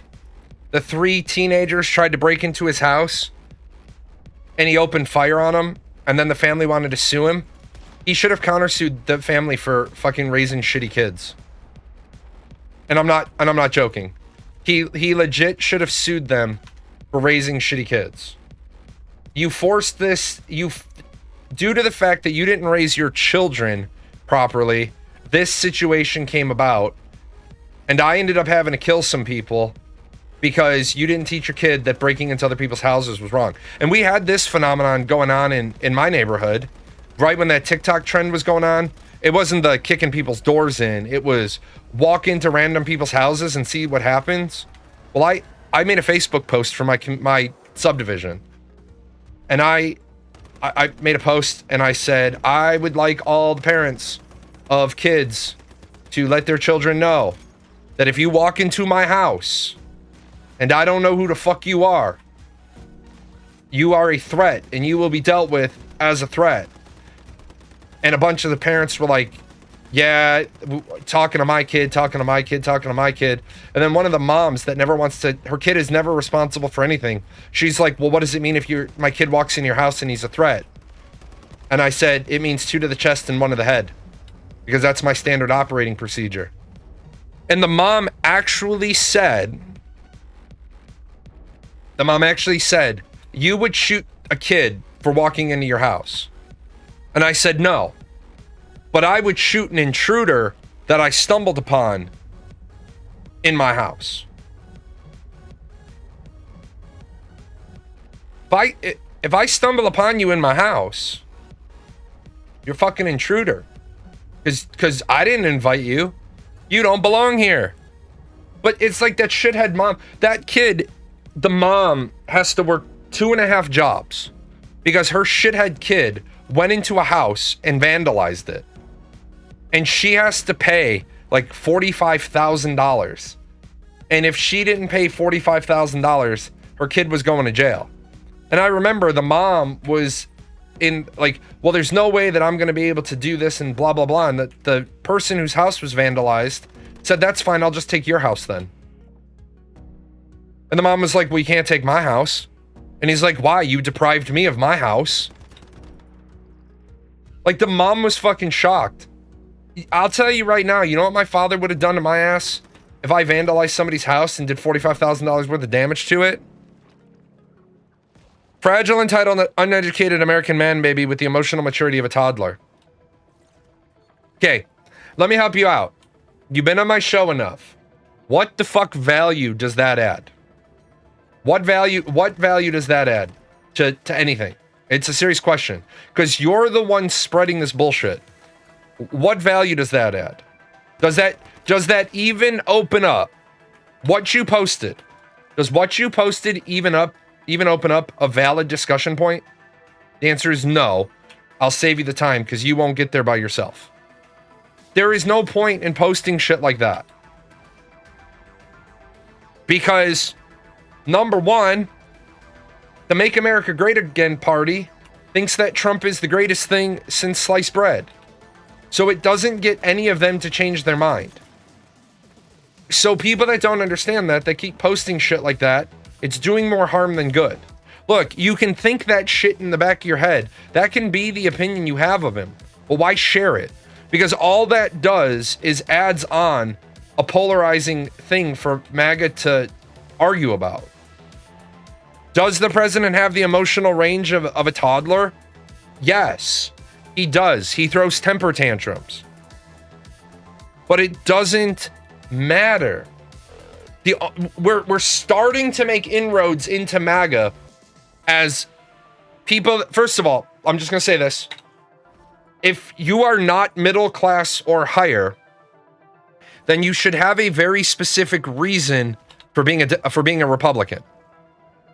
The majority of the people who are not middle class and higher, their reason for being a Republican or voting Republican was because of what the Democratic Party did. So what I want people to realize is that Trump didn't really win the election. He won. I'm not questioning the validity of the election. He won. He won the plurality of the popular vote, not the majority. He won the plurality of the popular vote, and he won the election. He won the Electoral College. There's no dispute. Those are the facts on the record. But now when we break out the discussion of why, well, it has to do with the fact that the Democrats voted. There were many, many, many Democrats that voted for Trump and then voted for Democrats for the rest of the ballot. Because the Democratic Party was sending a message back. members of the Democratic Party, registered Democrats, were sending a message back to the party. How dare you cancel the primaries? How dare you rig the convention to run a person? Yeah.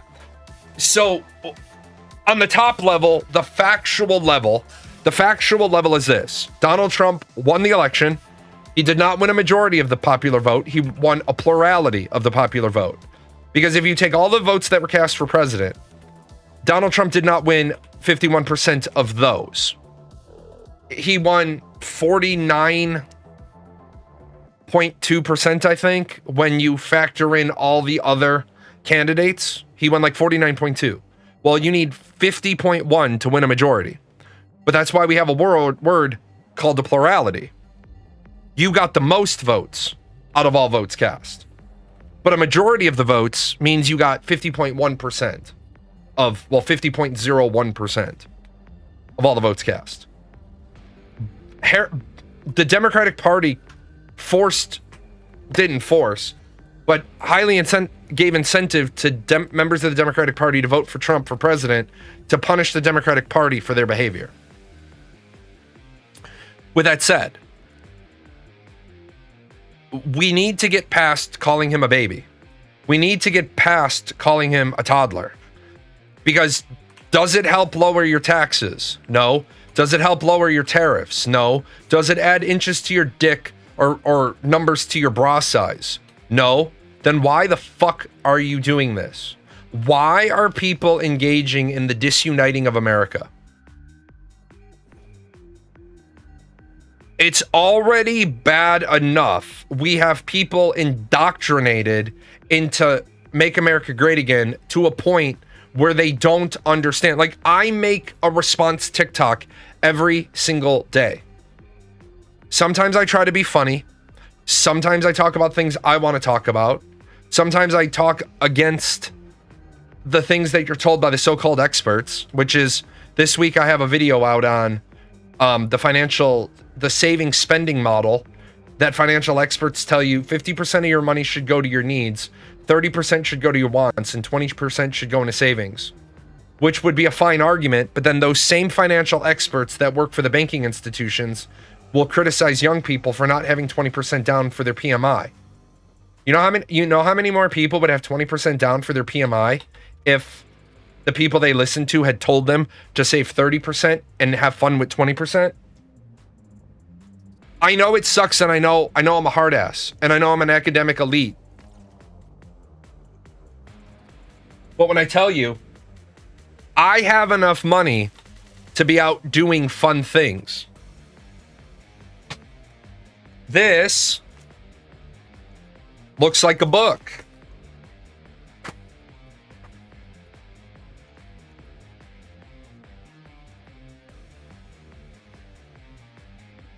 This is not a book. 1 second. X.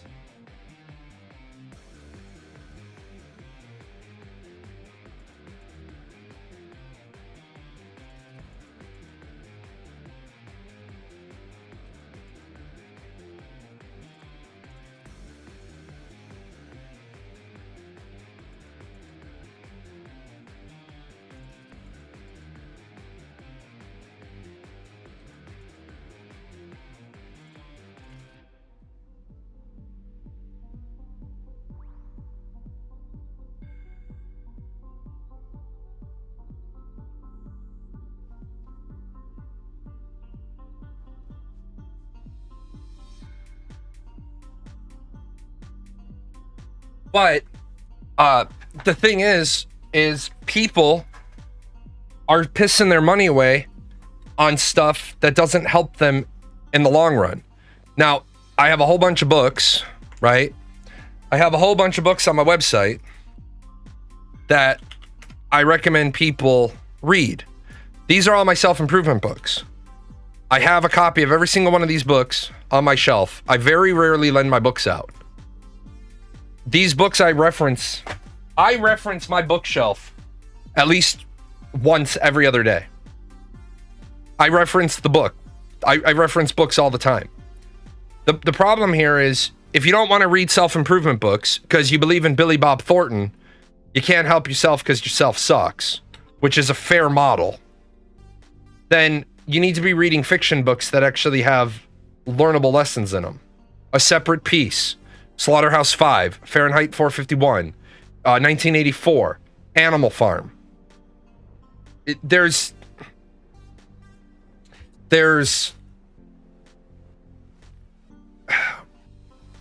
you don't have to spend every minute of your fucking personal free time watching porn and jerking off and eating Cheetos and making your pants orange.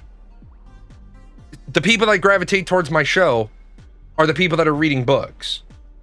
The people that don't gravitate towards my show, or who come to my show and who don't like it, it's because I actually have a standard. I have expectations. I expect you to be doing better. And if I see you constantly not doing better, and I don't really want you in my community. I don't really want you here. That's why we need more than 2 political parties. So that the political parties can kick out the people that they don't want. They can be like, we don't want you. It's the people that get riled up because they have a 50 cent education. And they don't get it. Well, why don't we have universal basic income? Well, we don't have universal basic income because it's a bad fucking idea for a lot of reasons why. Why don't we have government provided housing? Because we used to have a lot of it, and we've already demonstrated why it's such a bad fucking idea. Why do I have to pay taxes? Well, in theory, you don't have to pay taxes. In theory, you don't. But then your car registration would be $5,000. Why? Because you happen to live, your car registration this year would be $5,000 because you happen to live in a geographical area that needs a lot of road work. Like, for example, if you've never been in a situation where you're in a homeowners association and then the roads need to be done, that sucks. Because when the roads need to be done, they send you your fair share of the bill. If there's 277 houses in the subdivision and the road needs to get done, and the roads are the responsibility of the subdivision, the homeowners association, the city doesn't do it. But the city tells you, if your roads aren't done by X date, then we will do it and you will pay for it. If you've ever been in a situation where the water main breaks, the city is only responsible for some of it. You're responsible for the rest. If there's a gray area of who's responsible for what when it comes to your water main. If you live in a good area, they say we're responsible for it up to the house. And if you live in a bad area, they say we're responsible for it up to the shutoff. I want to let you know right now that the shutoff for my water is 20 feet from my house, which means where I live, they'll take care of it up to the house. They'll take care of it from the meter, from the street to the meter, and then from the meter up to the inside shutoff valve. After that, you're on your own. If they didn't take care of that, some of the people whose houses, there's a water main problem between the meter and the interior shutoff, those people would be out like $30,000. Because you got to dig up the whole fucking front yard. You got to rip out the bad pipe. Okay? Then you got to get down in the hole. Then you got to make the new connections. Oh, and by the way, sometimes if the meter at your house is the shutoff valve and meter at your house is the problem, well then for you to get yours fixed, they have to shut off water at the next shutoff. Well, if the next shutoff is 40 houses away, your neighbors really love you. Your neighbors really love you at that point. Because you can't afford to pay for it, and your neighbors can't have water until it's repaired. Or the city fucks you and then the city says, you need to be able to pay for this. I can't pay for it. And they come along and they cap the shunt that goes to your meter. And guess what happens then? You have to pay a lot of money because when it comes time to fix that, once again, you got to go 40 houses up the road, turn off the water, disconnect the shunt, put a new meter on it. And then I know some people would say, well, if they're going to go through the process of putting the cap on it, why don't they just put the new meter on it? Well, because it depends on why they needed to put a new meter on it in the first place. If it's their fault, their liability, that is what they will do. They'll put a valve, they'll put the new meter on, and then they'll shut it off. But you still have to pay 30 grand to get it from that meter to the house. I would rather pay a little bit more in taxes, like I do, to live in a community where they take care of it all the way up to the house. And then, but you hear people pissing and moaning and kicking their feet and throwing a temper tantrum. So for all the people who laugh about the political cartoons about Trump being a man baby, which party are you in? Because both of the parties have fucking crybabies. And that's what we need to get over. Not about putting other people down. It's about putting stupid people down after you've exhausted all potential and possibility to get them to do mo better. You know what I'm saying? But if you're not willing to better yourself, then stay off social media. Stay off TikTok. Like, they have a phrase on TikTok now called doom scrolling. The moment that I heard the phrase doom scrolling, I realized, yep, that's why I started making the response TikToks. And here's the thing, I can only respond to like 1, 2, or once I get the process going, I might be able to respond to maybe 3 idiots a day. There's fucking tens of thousands of stupid ass TikToks being produced every day. And there's nothing you can do about stupid people. Like, for example, this game right here has a content creator program. And in it, they have a very lucrative way for content creators to make money. But some of the content creators took advantage of it. And so now,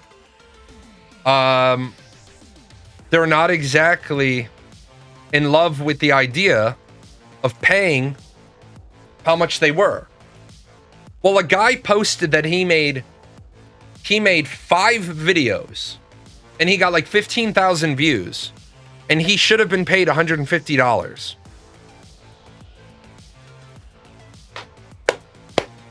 There is no reason for the company to run a program that will pay him $150 for 5 videos that only got 15,000 views. Yeah, it's gonna be a minute to get used to Jalan PGN, but now all of my brands are Jalan PGN.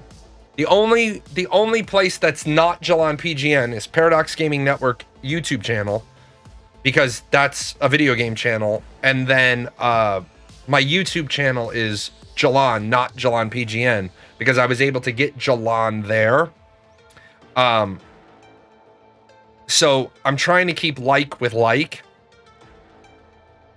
But the nice part is that in the future, when the time comes, what I hope to be able to do is, if there's some people who are going to start streaming,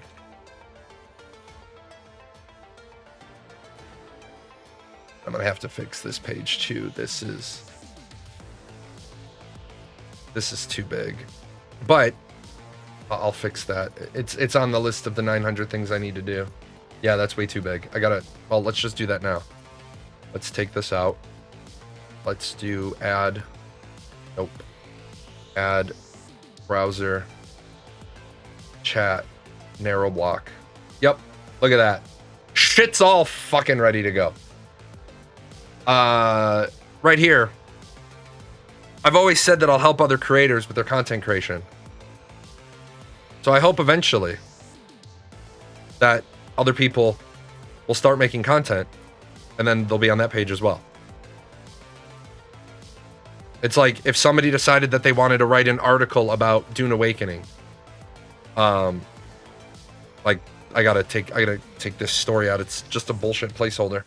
But somebody decides they want to write an article about Dune Awakening. Well, then I throw it up there. I turn that into a mail to. If they do a video that goes with it, I post it. If they don't want to make a whole YouTube account, they don't want to make a whole YouTube channel, they just want to make a singular one-off piece of content, well then I'll host it. And then I'll show you if the video makes $4,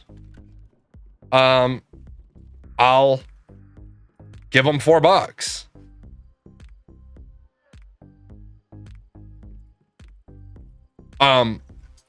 If somebody were to write an article, I'm sorry, because articles don't make me any money, so I can't say if they were to write me an article. If somebody were to make a video and want to do a one-off video and they put it on my YouTube, and if it goes viral and it gets a bunch of money, I will show you the breakdown that the video gets. And it's really easy to do because it's going to tell you how many views, It's going to show you that all on one line. Maybe that person decides to do one video a month. Well, one video a month isn't going to get you anywhere on YouTube, unfortunately. But one video a month, number one, helps my channel. And then number two, I can give you directly what the video makes. And then everybody wins. And then maybe you start to realize, hey, I should start my own YouTube channel. And I would say, yeah, if you want to start it, you want to own it, you want to have the kit and caboodle from start to finish, do it. And I'll help support it. But the problem is, I'm going to jump out here as I finish up the show. The problem is, in the content creation space, man, everybody is dog eat dog in the content creation world. I don't get it. Everybody is trying to fuck everybody else over. Like, not every industry benefits from the idea of a rising tide lifts all boats. Not every industry does. Content creation absolutely does. Content creation absolutely benefits everybody. Working with somebody.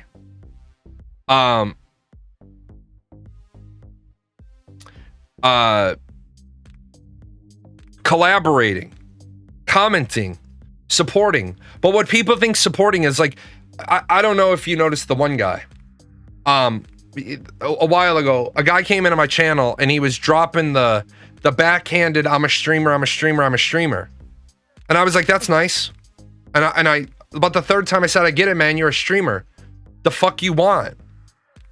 And the guy messaged me and he's like, well, I was just trying to, I said, you come in, I know you're a streamer the first time you say it.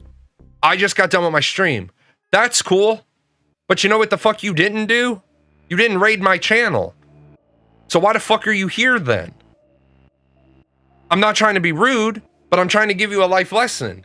If you want to knock on the community door, then raid it. Raid it and say, oh, hey, yeah, I just finished. And then that way, my community is going to be more receptive to you versus you just showing the hell up and being like, oh yeah, I stream too. It's like right now I always try to raid streamers that are smaller than me. But for the most part, I don't really see anybody like somebody's title is Daddy, I'm Scared. Not raiding into there. This guy doesn't have a camera. I won't raid into there. This person has Be Kind, so I won't drop my audience there because y'all fuckers don't know how to be kind. This person doesn't have a camera. No, this person doesn't have a camera. This person doesn't have a camera. This person doesn't have a camera.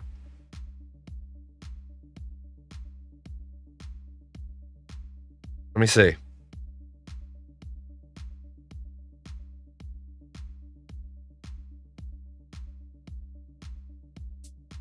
Yeah. this person in mind. Okay. So, with that said, I do want to thank you guys. I want to thank you a lot for all the support. As you've seen the bot, I've started cleaning up. You can see I've got the new layout, right? The new layout for the chat. That little area underneath my name is where the feature chat will go when we're on this screen. Trying to clean things up. Here's the politics one. I did this one too. You'll notice that there's no gaming on it because there's no reason to have gaming on it when I'm in politics. So working on the overlays, that's what I'm going to be doing the rest of today. Fixing up some of the bots so that the bots say relevant things. I'm working on my own plugin for the music. So when I want to get to the point where you can ask Sprocket to tell you what song is playing. I want it so that the down here, the plugin that I use right now only keeps the now playing up for 120 seconds, which makes absolutely no fucking sense to me. It takes about 15 seconds for the now playing to catch, and then it'll only keep that icon for 1 minute and 20 seconds. Well, I want to change that. I don't like that. I've gotten rid of the steampunk overlay because we're moving away from that. Now my alerts will remain the Jalan character because 2 reasons. Number one, they were kind of expensive and I'm gonna use them for now. And number 2, that was me. That's what it took for me to get comfortable doing this. It took a while. I had to have a top hat. I had to have steampunk garb. And then I realized, fuck it, I'm not gonna trend. I'm never gonna trend because the core of me is I call stupid people stupid. I call ugly babies ugly. Not every baby is cute. Yes, there are stupid people. I'm not gonna live in a world where I pretend that there's not stupid people. We have a standard deviation curve for intelligence. Half the people you meet are below average intelligence. And if you don't understand what's funny about that fucking comment,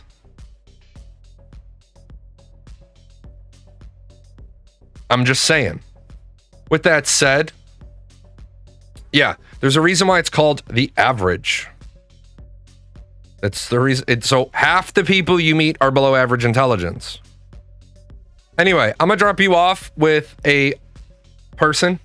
Make their day. Be fucking nice. Be nice. Don't be mean. Be nice. I'll see you guys on Monday for the politics show. I wonder if the organic meat sack that runs this channel knows a lot of these sponsors don't sponsor us anymore. They were longtime sponsors. The credits are fine. Do we get paid? Is any of this sponsorship money for Gale, Daisy, the Chaos Fund? You are a figment of Jalan's imagination.